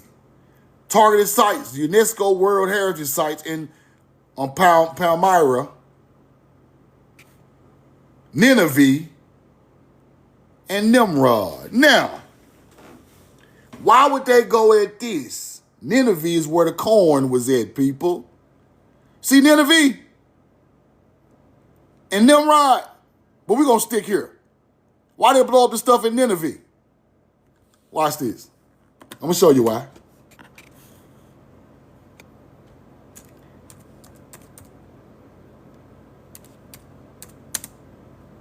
Watch this.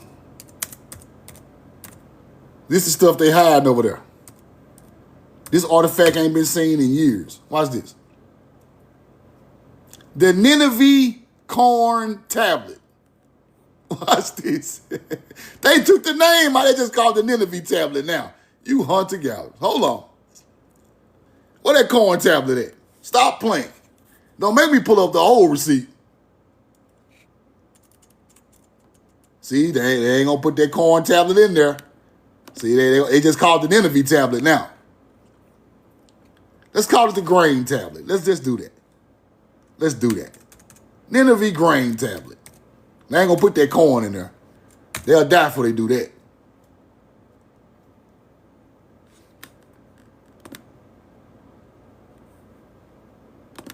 Now, in these old tablets, they're talking about corn debt in Nineveh.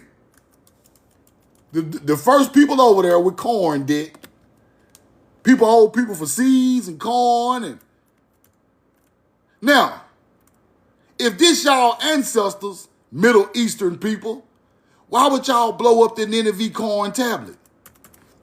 If this y'all ancestors, why would ISIS go in there and blow up their ancestors' artifacts? It's not their ancestors. They are Arab type of people. Our people the one built Nineveh. Facts.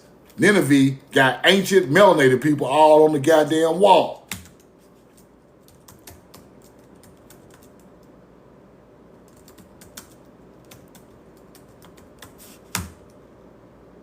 And let me go see can I find this receipt. It's going to be hard to find because it's old. But Nineveh corn tablets showing corn rolls, getting corn rolling over there in the Middle East. Now ISIS go back and blow the whole thing up. They don't want you to see that history no more, people.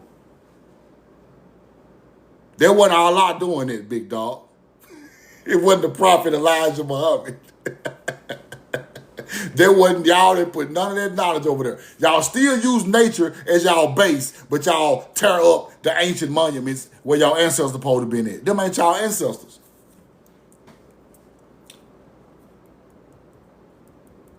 Them our people. Y'all got y'all religion and spirituality from our people. Why y'all calling Allah nature? Now Allah is some type of prophet or some type of man. See, y'all don't even make no sense. I wish I could find that Nineveh corn tablet. Hold on. I know where I can find it at. I'm going to show y'all this before I get out of here, the Nineveh corn tablet. I got to show it to you.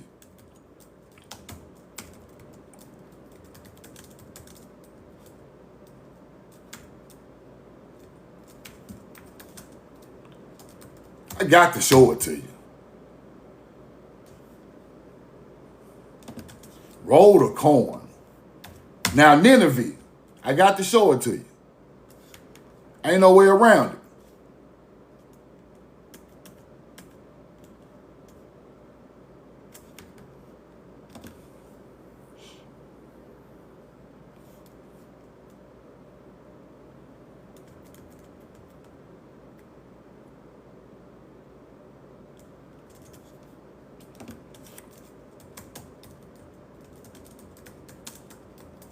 Stick with me, stick with me, stick with me. 5-10 more minutes. I gotta end this.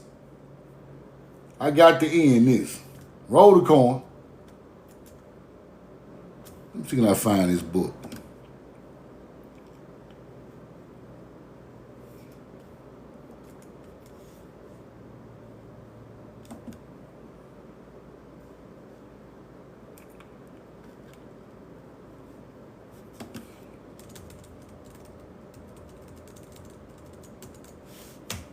Put the corn in the chat.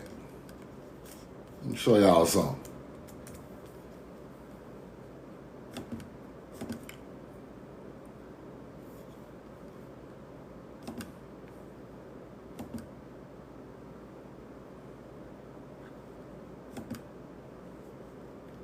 This one of the this part of it, but this not the whole thing. It's not the whole thing. This part of it right here. I hope they give me the tablet. Let me see.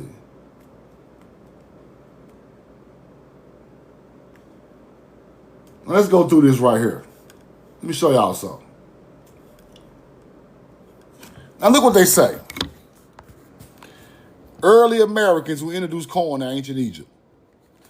Now this is part of one of the receipts. Right? They go to fisherman. Right? Gift of maize. Gift of maize. Now the Nineveh corn tablets in this book is on the page right after this or before this. I hope it go to it. They might not have it. Let me see. No, this some whole nother stuff.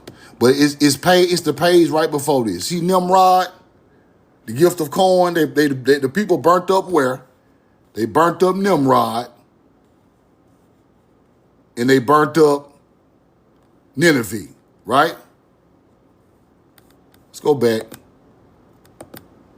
Yeah, I messed it up. Let me see. So why would they burn up Nimrod city and Nineveh? Because these people were of our culture. That's the corn in his hand, people.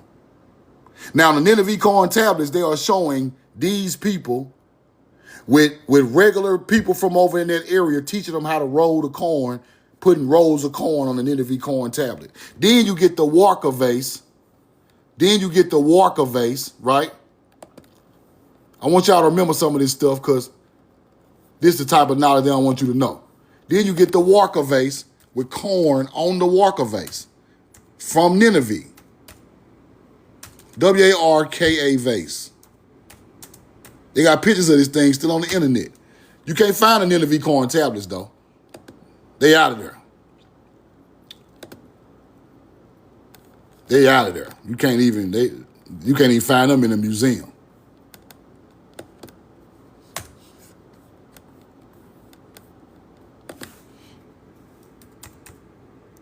I searched for them high and low. I can't find the Walker vase. I mean the Nineveh corn tablets. Okay, now here go the Walker vase right here. What is y'all doing, big dog? Give me the pic right here, man. Y'all be tripping. Now let's zoom in. Roll the corn. This the bottom of the Walker vase. That's corn, people. That's corn. This is an ancient Sumerian artifact. It's corn, people.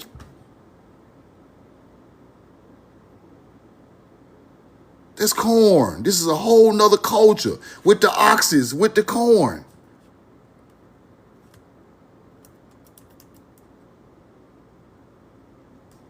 Come on now. Let's go back to the what is it? And I hope I still got that receipt up. Let's go back here. Corn glyph. So I gotta put the rest of the teachings with it. I ain't got all the receipts right now, but this is a part of it. Now look what it said at the bottom. Middle East, there were legends that the refined aspects of civilization, writing, metalwork, astronomy, chemistry, and laws were brought in from the ocean. That is from people who sailed across the seas. In Egypt, the legend was that Osiris came from the west along with his grand vizier. That's enough for today. You don't understand by now? You will. You will. As you can see here, the chemistry, the astronomy, the farming, the wisdom came from the west by ocean. Then them people get civilized over there. The so-called Atlantean with the staff of Shin, which is the Paleo-Hebrew Shin. That's what the Atlantean staff is, people. It just ain't no damn cartoon. Damn the white boy in the water. That ain't the truth. The truth is,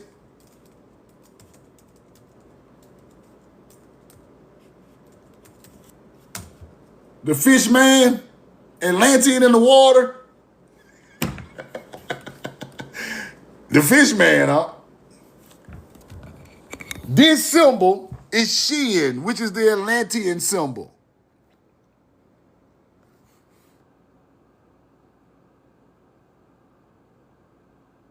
Don't you see it?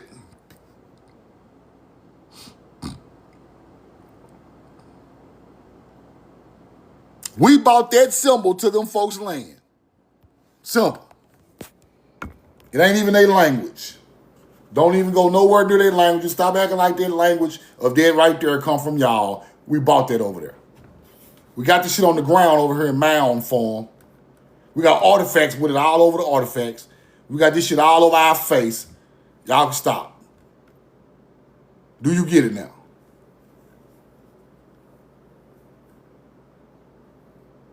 Them people they speak of that were gods in Mesopotamia rolled the corn. It's just that simple. I told you there were no supernatural beings. They became legends. They became supernatural through legends and mythology over time. And if our people teach it like they taught it, we are doing a disservice to our culture because they are telling it like that to discredit your people. Now, if you teach it like that, you just a dummy. So Islam teaches it like that. That's why I don't mess with it. They always talking about aliens and all this old. That is not the right teaching. That is Lyra. There you go, from the Summer Triangle. Ashkenazi Jews got that from Lyra of our people, of the Summer Triangle. They got their whole culture from an agriculture people and turned it into a religious culture. You get it? Now imagine if, whoa, uh-oh, y'all. Before I show y'all that, let me finish that off.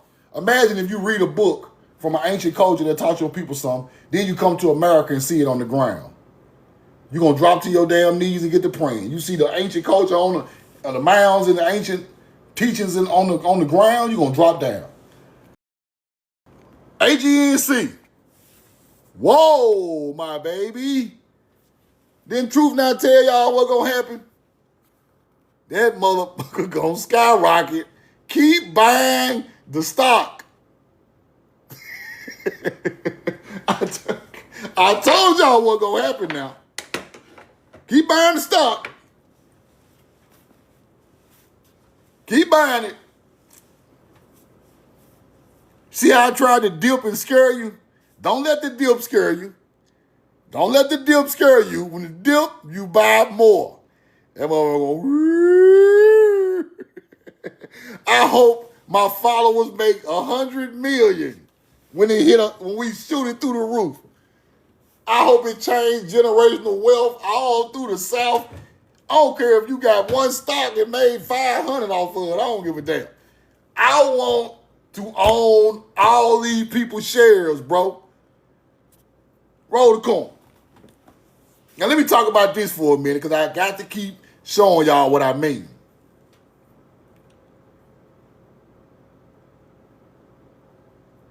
We took L's, people. We took a lot of L's in history. We lost so much. We lost information about our families, our land, our culture.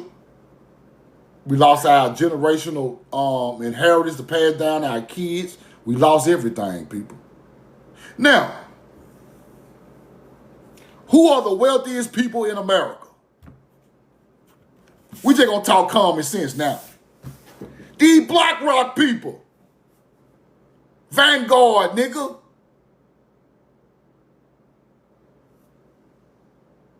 We got to get in the field. We got to get in there with them people. This the only way. They don't want us in none of this stuff. They are profiting off this stuff, off our land. We got to get in there with them. We got to start learning what they know. Teach our kids what their kids know. Roll the coin.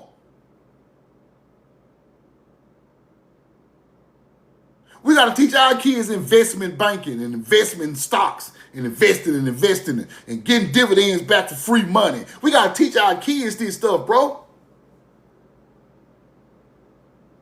We ain't overthrew the government yet. The government is still on our ass. We might well get down with them. Skyrocket. I'm telling you now, we might as well get us some generational wealth through these stocks and start building up our families and stuff back up, bro. That's what they doing.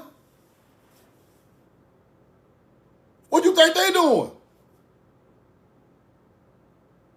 These people that dividends from this stock pay all their bills.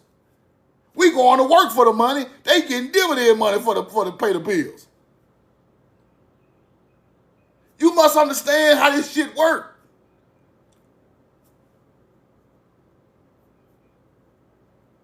Now,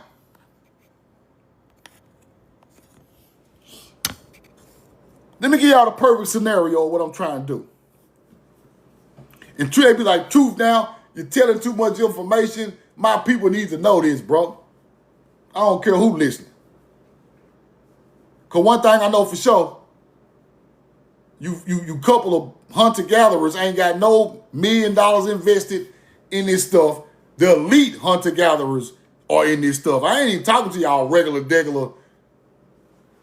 Walmart month. Nah, we ain't talking about that. I ain't trying to be funny, but I ain't talking about... See, you're thinking of a dumbed-down being. A motherfucker working behind at the gas station. We ain't talking about them people. We talking about the hunter-gatherer got a $50 million house, a $20 million boat. See, it's two different types of hunter-gatherers. You got the elite and you got the regular ones, right? I'm talking about the elite. The people who own all them houses in Martha's Vineyard, Beverly Hills, Coachella. This the elite. Motherfucker live out there on Miami on Star Island. We talking about these people. We not talking about no regular motherfucker work at the store. No.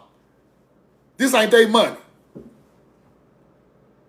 So you mixing up elite with regular. No, it's two different things.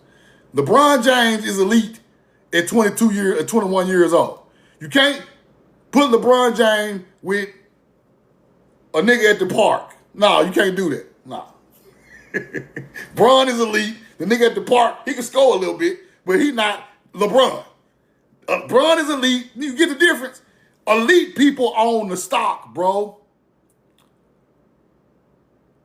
Not regular YTs and regular elite own most of their stock.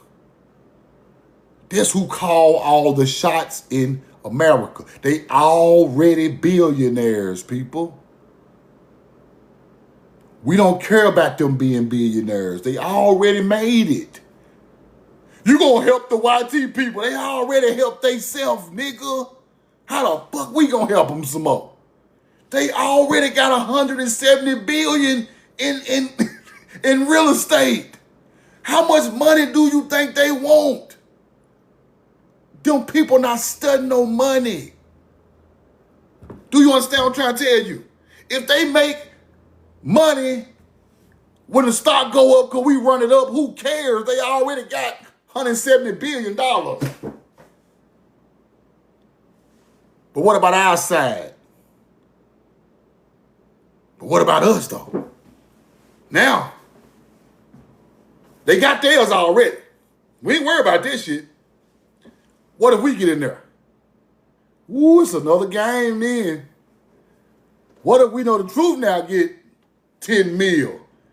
Get the billing stuff helping his people. Get the billing FedExes and we got our own delivery companies and grocery stores. What if Excel crack out the grocery store? What if Casey Megan start making John Deere equipment? Get to selling big ass tractors. What if, see, this shit's gonna hit different then.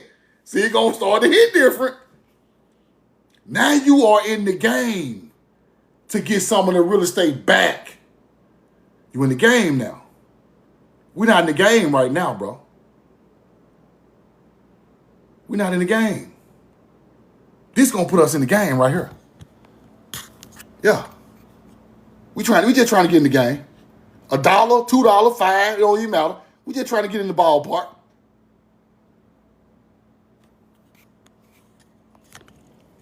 Okay, somebody said we better have an army first.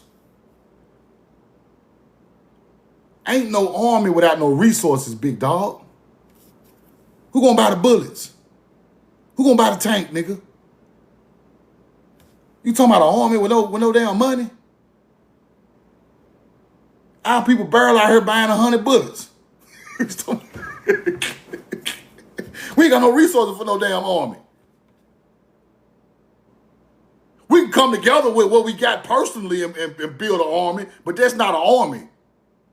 That's just us uniting. An army passing out everything the people need.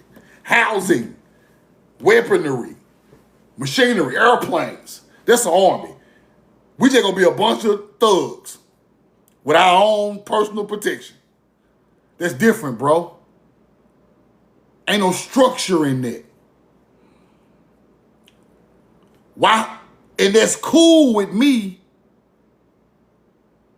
It's cool with me, but that ain't the right way it's supposed to go. Without resources,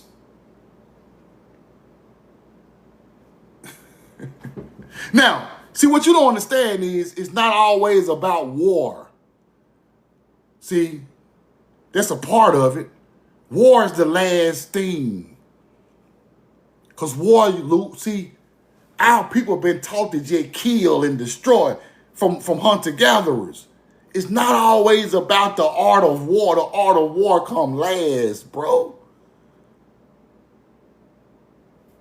If I go to war, I'm going to lose my people. That's just a fact of war. I'm not trying to lose my people if I can help it. I need them people around when the good times come to help do the good things.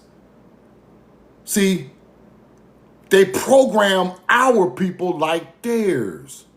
They want to go to war first because they are warmongers. No. I'm going to tell you what a real war is. You think a war just, that ain't war. I'm going to tell you war.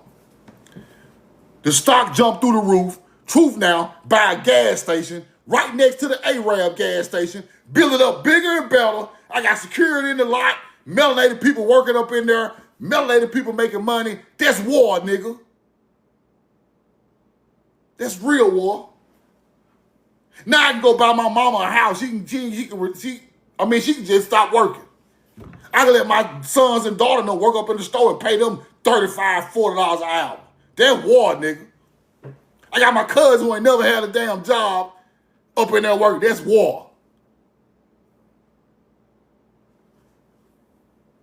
I'm from Jackson, Mississippi. Jackson, Mississippi don't even have a movie theater. Jackson, Mississippi ain't even got no mall. What if I put a mall right there in South Jackson, Mississippi in the hood? A big ass movie, that's war. To them. Because you taking money out of their white movie theater up the highway. See, this working. You trying to work the body, you got to work the mind, nigga. That's the real war. My people ain't laid out there broke and starving and getting high all day. That's the real war. We don't give a, what we gonna get out of hurting people? Now, on the back end, if they got to go on, they got to go on. If you got to go to war, you just got to go to war. That's just the reality of the world. But what if we win on the flip side and we ain't got to go to war? What if we got our own 5-star restaurants? With our own artwork on the wall, with Mr. Tendernism back there cooking motherfucking ribs? See, what about that? See, psychologically, that hurts them people more than war. You know why? Because they see a people thrive and they try to oppress forever.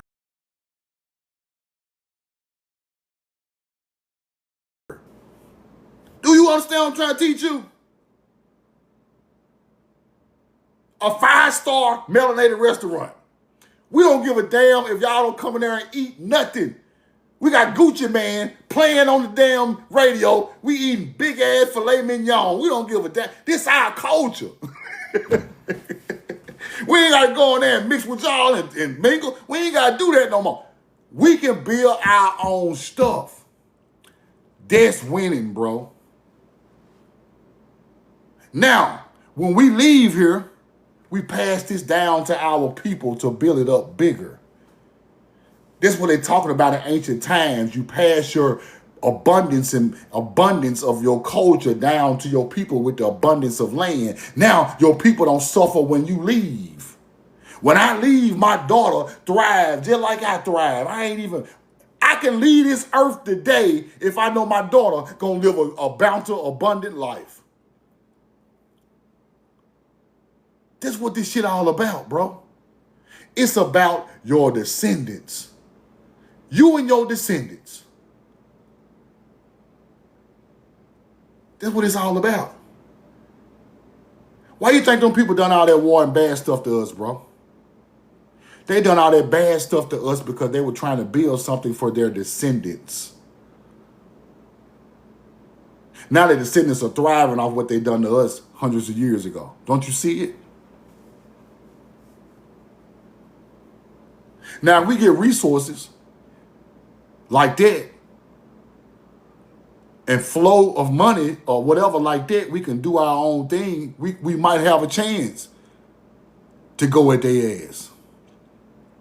We got a chance then. To be honest with you, if we own all the businesses, we'll run their ass out of business. We ain't got to go to war with them. You cut the money off, you cut the bullshit off. You run them out of business, they ain't making no money. They gonna shut down anyway. That's common sense. That's gonna strangle anyway. Look at these industries these people are making all this money off of, bro. If we take over these industries, these people gonna go broke. Our people don't want spending the money. They're gonna get right out your way. Imagine we take over the fashion industry. We take over the car industry. We take over we start building our own apartments and houses and communities. We ain't gotta go spend our money on they mortgages and on their stuff. Imagine that. Imagine that our own grocery stores and malls, hair stores. Boy, you know how many people you gonna run out of business? They gonna go home just because of it. Look at the melanated business over there getting all the money.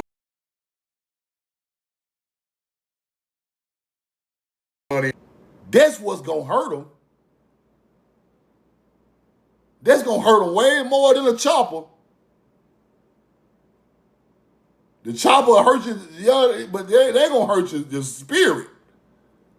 Your gas station ain't sold $5 worth of gas. Mine over there booming. Cause the melanated people in the community know a melanated person on it who can look out for them. They know they can walk in there and be like, truth now, I ain't got no money to Friday, nigga. Can I please get $20 worth of gas so I can get to work? Get what Truth gonna say. Fill her up. Fill that motherfucker up. Come back and holler at me, man. I'll put you on my tab now, nigga. You on my tab now. Don't play with me. But what else you need? What else you need? Need some chips? See, that's love, bro. They ain't got no love for you like that. Your ass can run out of gas at the gas station and the Arab ain't finna do nothing. He finna put $1 in that motherfucker. You see the difference? Truth, I need some bread and meat and some chips to feed these kids tonight. Man, chop them up some lunch meat, bro. Get them chips. Get a couple drinks, bro. You on my tab now. But feed them children. See, that's a different love, bro. They come to spend money with me.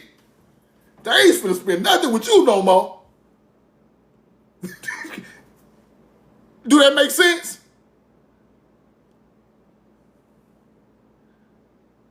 Do it make sense? And I got our people working in there. Oh, man, it's over for your store, bro. You might well take your ass back to Tel Aviv, nigga. It's a wrap. They finna take that store and move that motherfucker to somewhere ain't no more melanated people. But what if it's some more melanated people doing the same thing in every community? Now they ain't got nowhere to go. It's over for them. Just that fast, you ain't shot not one gun. It's over for them. That's how you hurt them. You outthink them. Roll the corn. You gotta think these people, bro. Now you are thriving and you looking out for your people. You can't lose like that. You know what they want. You know what they need. You know sometimes we need a little help. You know that because you come from that culture. And I sit there and tell people that with my store, y'all need something, come holler at me, bro. That will save a person from crashing out for the day, bro. A kind gesture will save a person from crashing out that day. Person got 20 years because they crashed out. When they could have came right in there and got a little something from me. And got through their day. See, we know that because we come from their culture. They don't know that. They want you to crash out. Now, that's why I'm teaching this. And I ain't saying it's going to happen overnight. This might take a while, people. But that's fine. Patience in the field is a virtue. That's fine. Might take a year, it might take 2. But when it just skyrocket, you need to be heavily invested. Because they ain't going to let their shares go. They want their dividend. Same way we ain't going to let ours go. We want our dividend too, hunter-gatherers. Because when the elite get paid, we going to get paid. Then we're going to take that money we got paid and compete with the elite. Now, if you don't feel that, you ain't got no spine. You won't feel nothing. Just that simple. If you don't feel that real shit, you don't feel nothing. Roll the coin. Michelle, you need to learn stock. That stock I just showed you pay a monthly dividend. Every stock you buy pay 25 cents back to your where you bought it from. This passive income. You understand passive income? You know what that is. So, I just want my people to know that. And I want to buy all of the outstanding stocks. And then that stock going to do exactly what I want it to do. Watch what I tell you. And soon, and I'm going to tell y'all one more thing. I know these people lingo. When that stock start to finna max out, that's when they come with the stock splits. That's when they try to get the heat off their own self. But when y'all come with that stock split, we going to sell every piece of stock we own in. Because y'all going to try to bury the price with a stock split. But truth now, wake up and study their ass every day. They got to announce a stock split a month or two ahead of time. We're going to sell all of it before the stock split. But right now, ain't no stock split. So we good. You get it? No, not the higher the price, the higher the dividend. The more stocks you buy, the higher the dividend. The more stocks you own, what pays you the dividend, right? Moves, people. I know all they moves. Lord 7 LAX, every $17.63 you spend pays you a quarter back every month. This one stock, $17.63. It pays you a quarter back every month. It don't sound like much, but if you start buying these and start reinvesting the dividend back into the stock, it's going to grow faster than you think it is. But the reason I'm teaching you this is that price is going to go up. So if that price goes up after you buy for $17.63 to $18, you making profit now. The initial investment profit is going up, and they got to pay you that same dividend. So you just stick with the plan, keep reinvesting the dividend, keep buying as much as you can, and hold it. Just hold it. Be patient. Just whatever you can put in there to spare, put it in there and forget about it. Just keep buying and holding. If we buy the rest of it, the other 60% of these stocks, the price might go to $500 or $600 a stock, people. And when they do that, it's gonna create millionaires overnight.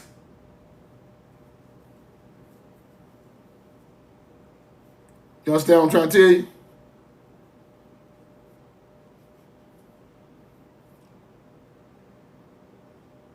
Now, what if we're doing this for 6 months and somebody done bought a whole lot of these stocks and they just holding it, right? They ain't even paying no attention to it. They just getting their dividend, chilling, right? Just say somebody mess around. They got 1,000 stocks, right? Just regular investing.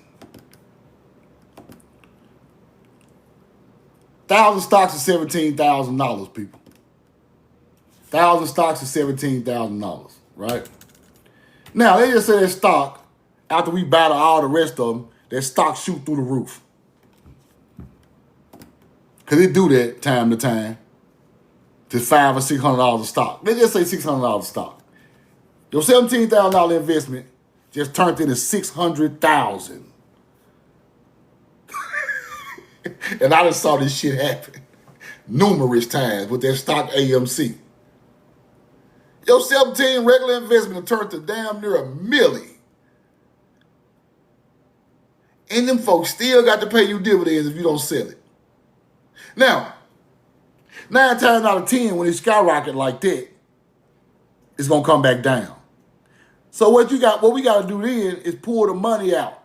When it skyrockets, we don't sell all our stock. We keep a couple of them, but we pull out a whole bunch of profit and we sit there and watch it and wait. It went to 600, gonna come right on back down because it spiked like that because we bought all the stock up. It's gonna come right on back down. Let it come on back down. Be patient. Go right back in there and buy them again. Took profit, came all the way back down, you bought some more, do it again. Just keep right. It's gonna work, bro. It's gonna work. It's gonna work.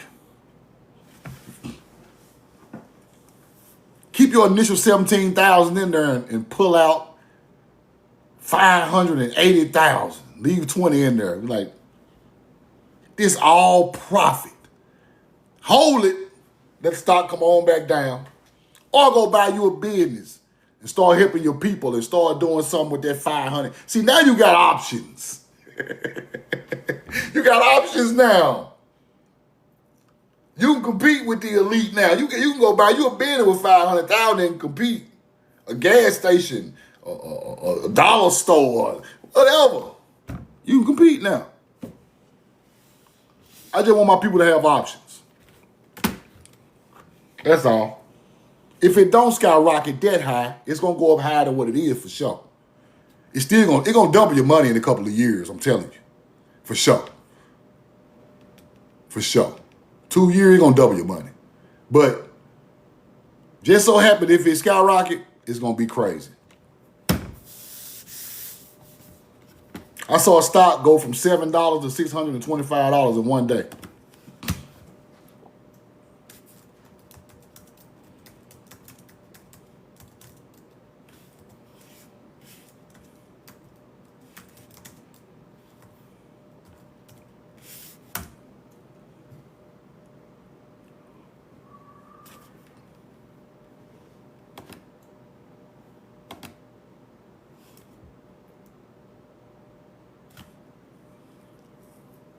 Look at this stock, y'all.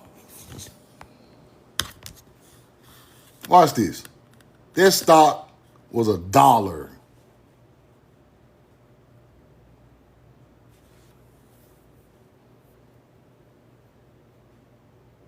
This stock dropped down to $1. Now, this stock, they These YT boy ran their stock up, right, to $625 a stock, people. They ran it up.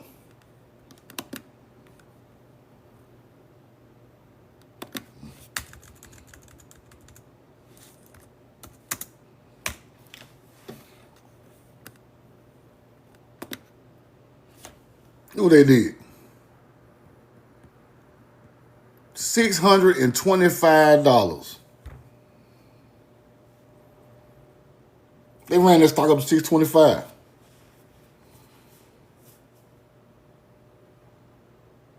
Oh, it's going up.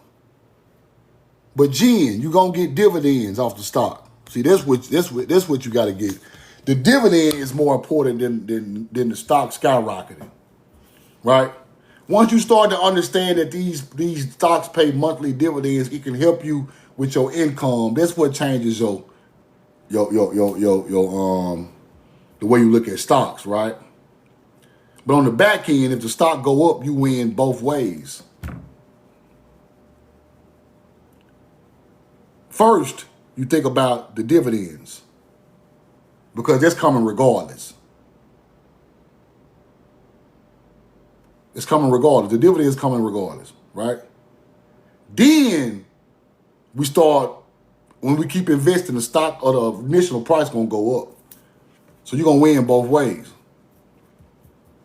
But we gotta start getting these dividends from these real estate companies, right?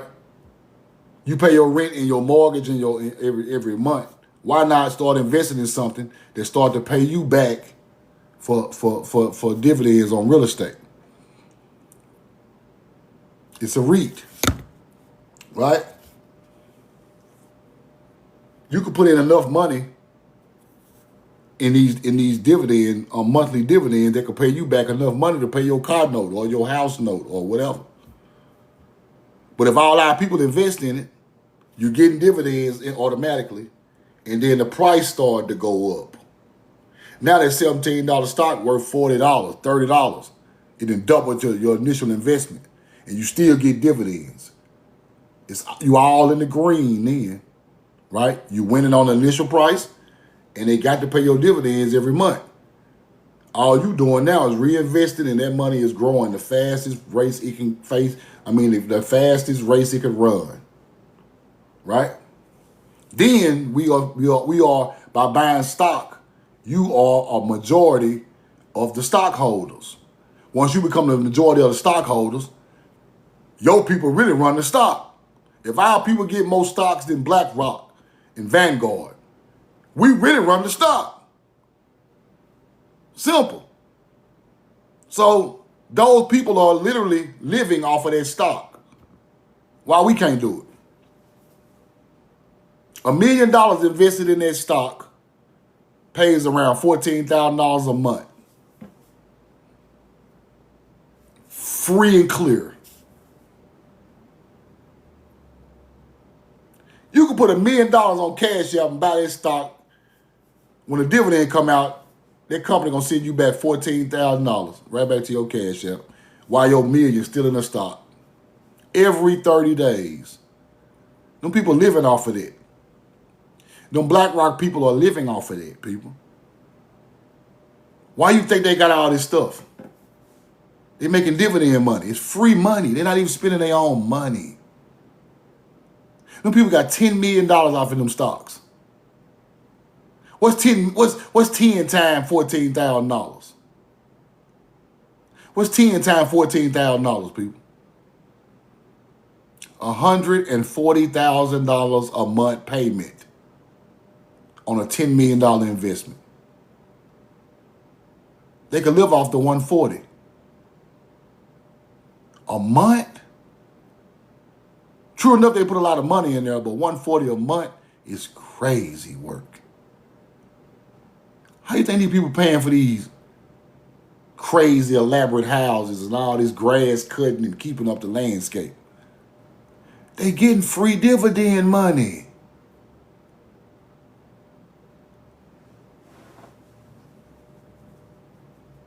Do you understand what I'm trying to tell you? It ain't even it's free money.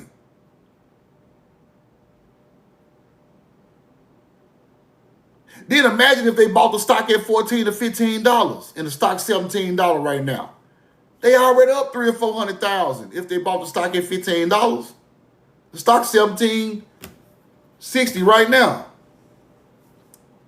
They up on the initial investment and they're getting crazy dividends every month. Them people living for free. After they made their money, they invested it and they live for free. They can take a dividend payment to the car lot, people, and be like, this is my monthly income. I make $14,000 a month off dividends. Them folk gonna get them the fastest Maybach Benz they can find on the lot. Let's go test drive all the Maybachs. How you think they do this stuff? They make the money some kind of way up front, stealing and taking land and all of that. Then they invest it right back in the land they took. Can't lose. Can't lose. But anyway, I'm going to get out of here, y'all. But y'all see what's going on. That little money we invested got that stock in the green, bro. We ain't even invest no bunch of money yet. Wait till we start narrowing down, buying a whole bunch of these stocks. Stock go to $20, then gonna go north of $20, and they're gonna be over with. I'm telling you. Then when y'all start seeing y'all dividends come back, it's gonna make you understand the process of what's working.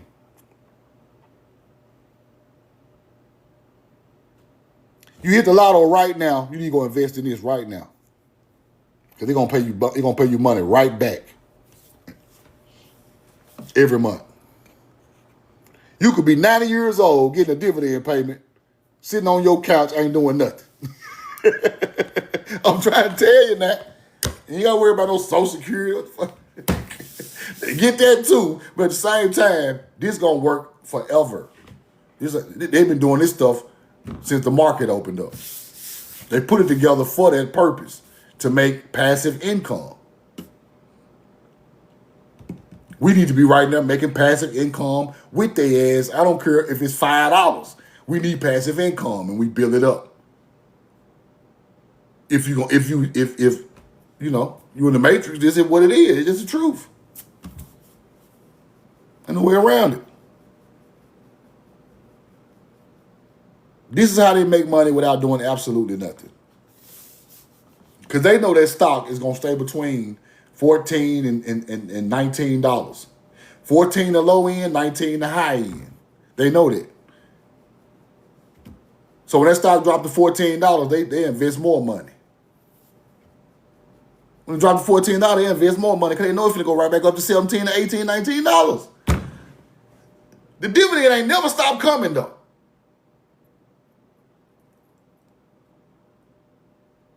So if we run the price up on the stock while getting the dividends, we are winning.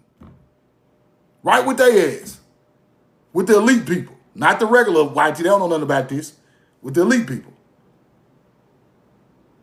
So this is what I'm on. I just want to show y'all that unity and the right knowledge transform our people to a whole nother monster. Now we understand what y'all be doing. Now we making it easier for our people. We're teaching our kids this stuff. We showing them how it works. We giving them the numbers. Because the numbers don't change. Right? What about gas? I don't know about that gas. That gas. That gas something serious. That gas something else. But we got to buy some gas with your dividends. But just coming together doing something, it's going to work. It's going to work. Because these stocks can tell when more people are buying it. These stocks can tell when more investors are coming in. These stocks go up. Their stock, Armor Residential know it's new people invested in their stock. Today they know it. That stock don't even go. That stock don't even do that, bro. I've been watching this stock for years. It don't even do that. That stock do not go straight up in the air like that. It'll just do like this all day. Last 2 days since I've been talking about this stock been going up and up and up. Slightly every day. So we're going to keep on getting it. And I want y'all to start posting y'all dividends. When y'all dividends come, show these people that these people paying your dividends every month. So you can start showing in people that this is the truth. This is not no BS. This is the truth. Some of my people are already invested in AGNC. Y'all already seen y'all dividends come in a couple of times.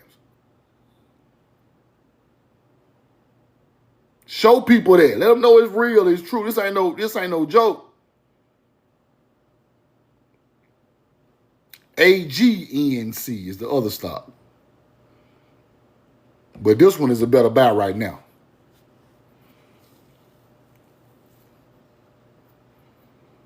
I'll play both of them. I'm going to say this before I go. I'm telling you how I play it now. If Armor go through the roof, we'll snatch the money out. And then sis, where we'll put the money at then, sis? If Armor go through the roof, we'll snatch it down and put it where? Where we gonna go? Where we jump over to then? AGNC. This shit is genius, bro. AGNC pay monthly dividends too. Then we'll run AGNC up, jump back over there after Armor go back down. Bro, I'm not playing with these people, bro. I'm not playing with these Hunter. If y'all ain't never seen a nigga there, I'm trying to outthink them. I ain't playing with these people. Armor go through the roof, $500-$600 stock. We gonna sell it, keep a couple of stocks. We're gonna jump right to AGNC. We sit on there like we ain't did nothing. Like I just cuffed 20,000, but I'm gonna put the rest of AGNC. Well, yeah, we're gonna get some business going with this. Yeah. We got some promo coming. Yeah, we got some cameramen coming in. We shooting our products, our cakes, our food. We shooting out. We finna start doing excellent promo time stuff. That's all we got to do.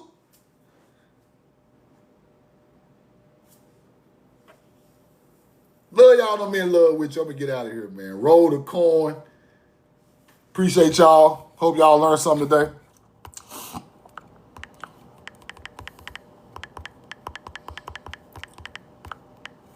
Y'all look out for your boy on the back end. Y'all already know. Then what it is. It gonna work. Appreciate the cash out. We know the truth now. Y'all subscribe to my YouTube.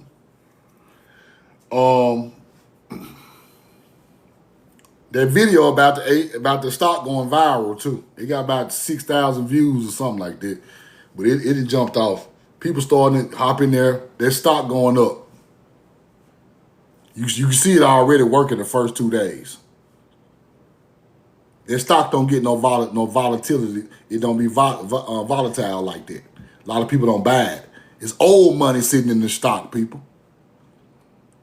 Old money just sit there quiet and calm and keep the stock at a base level. They just want their dividends. But when we make it volatile with us buying it, now it's starting to jump. Now it's starting to come back alive. The old money is the base. Their new money gonna jump it through the roof. Because the old money in there. I'm telling you now. You get it? How's looking, Kemet? How's looking, Kemet? How's looking? But we ain't tripping about it going up and down. We ain't tripping about that. But it's gonna go up eventually anyway. Just by you narrowing the gap of buying stocks, it's gonna go up. It's just how the stock market works. Buying and holding makes the price go up. My boy said he bought 50 shares. Oh, Legendary Cherokee, you not playing. Roll the corn. That dude ain't playing. I bought 50 shares. I'm telling you now, this is how you get in. I love it. Let's do it. It's gonna work. We going out legends. I don't know about We going out legends. We ain't going out no rinky dink. You know, we got to out. You know, we got to use this stuff. 200,000 likes, man. Love y'all. I'm in love with you. I'm using Cash App. I don't like. I really don't mess with Robinhood like that no more. I use Cash App. But anyway, it's working. Thank y'all. Love y'all. I'm in love with you, man. Let's keep investing. Let's keep learning our culture. Let's keep putting kind words to our people to try to enlighten them the best we can. We just got to put out some positive energy, bro. Positive energy is the first thing to becoming great. If you're going to keep on putting out good energy, we're going to keep on trying to teach the truth the best we can teach it, the best I can teach it. And we're going to keep moving forward. And, you know, we ain't going to mix up in the other stuff that ain't got nothing to do with us not being positive and great. So all that negativity and all of that arguing with people and we got to get on here and cuss each other out and we ain't finna do that. I cuss a little bit, but I ain't cussing at nobody. I'm cussing at the knowledge, but just positive energy, man. Nurture of your people, positive energy, clear the field for the women. And that's all we can do. And you know, that energy alone powers us to get through our day in a great way. So, you got me? Love y'all. I'm in love with you. Can live at the gun, roll the corn. We know the truth now. I appreciate the Cash App, y'all. Let's keep this stock going. Monday morning, we going in. You can buy it on the weekend. It'll hold it up until Monday. Then it'll buy it Monday morning. We could do that also. So, y'all get in there. Let's keep it going. Love you. I'm in love with you. Be safe out there.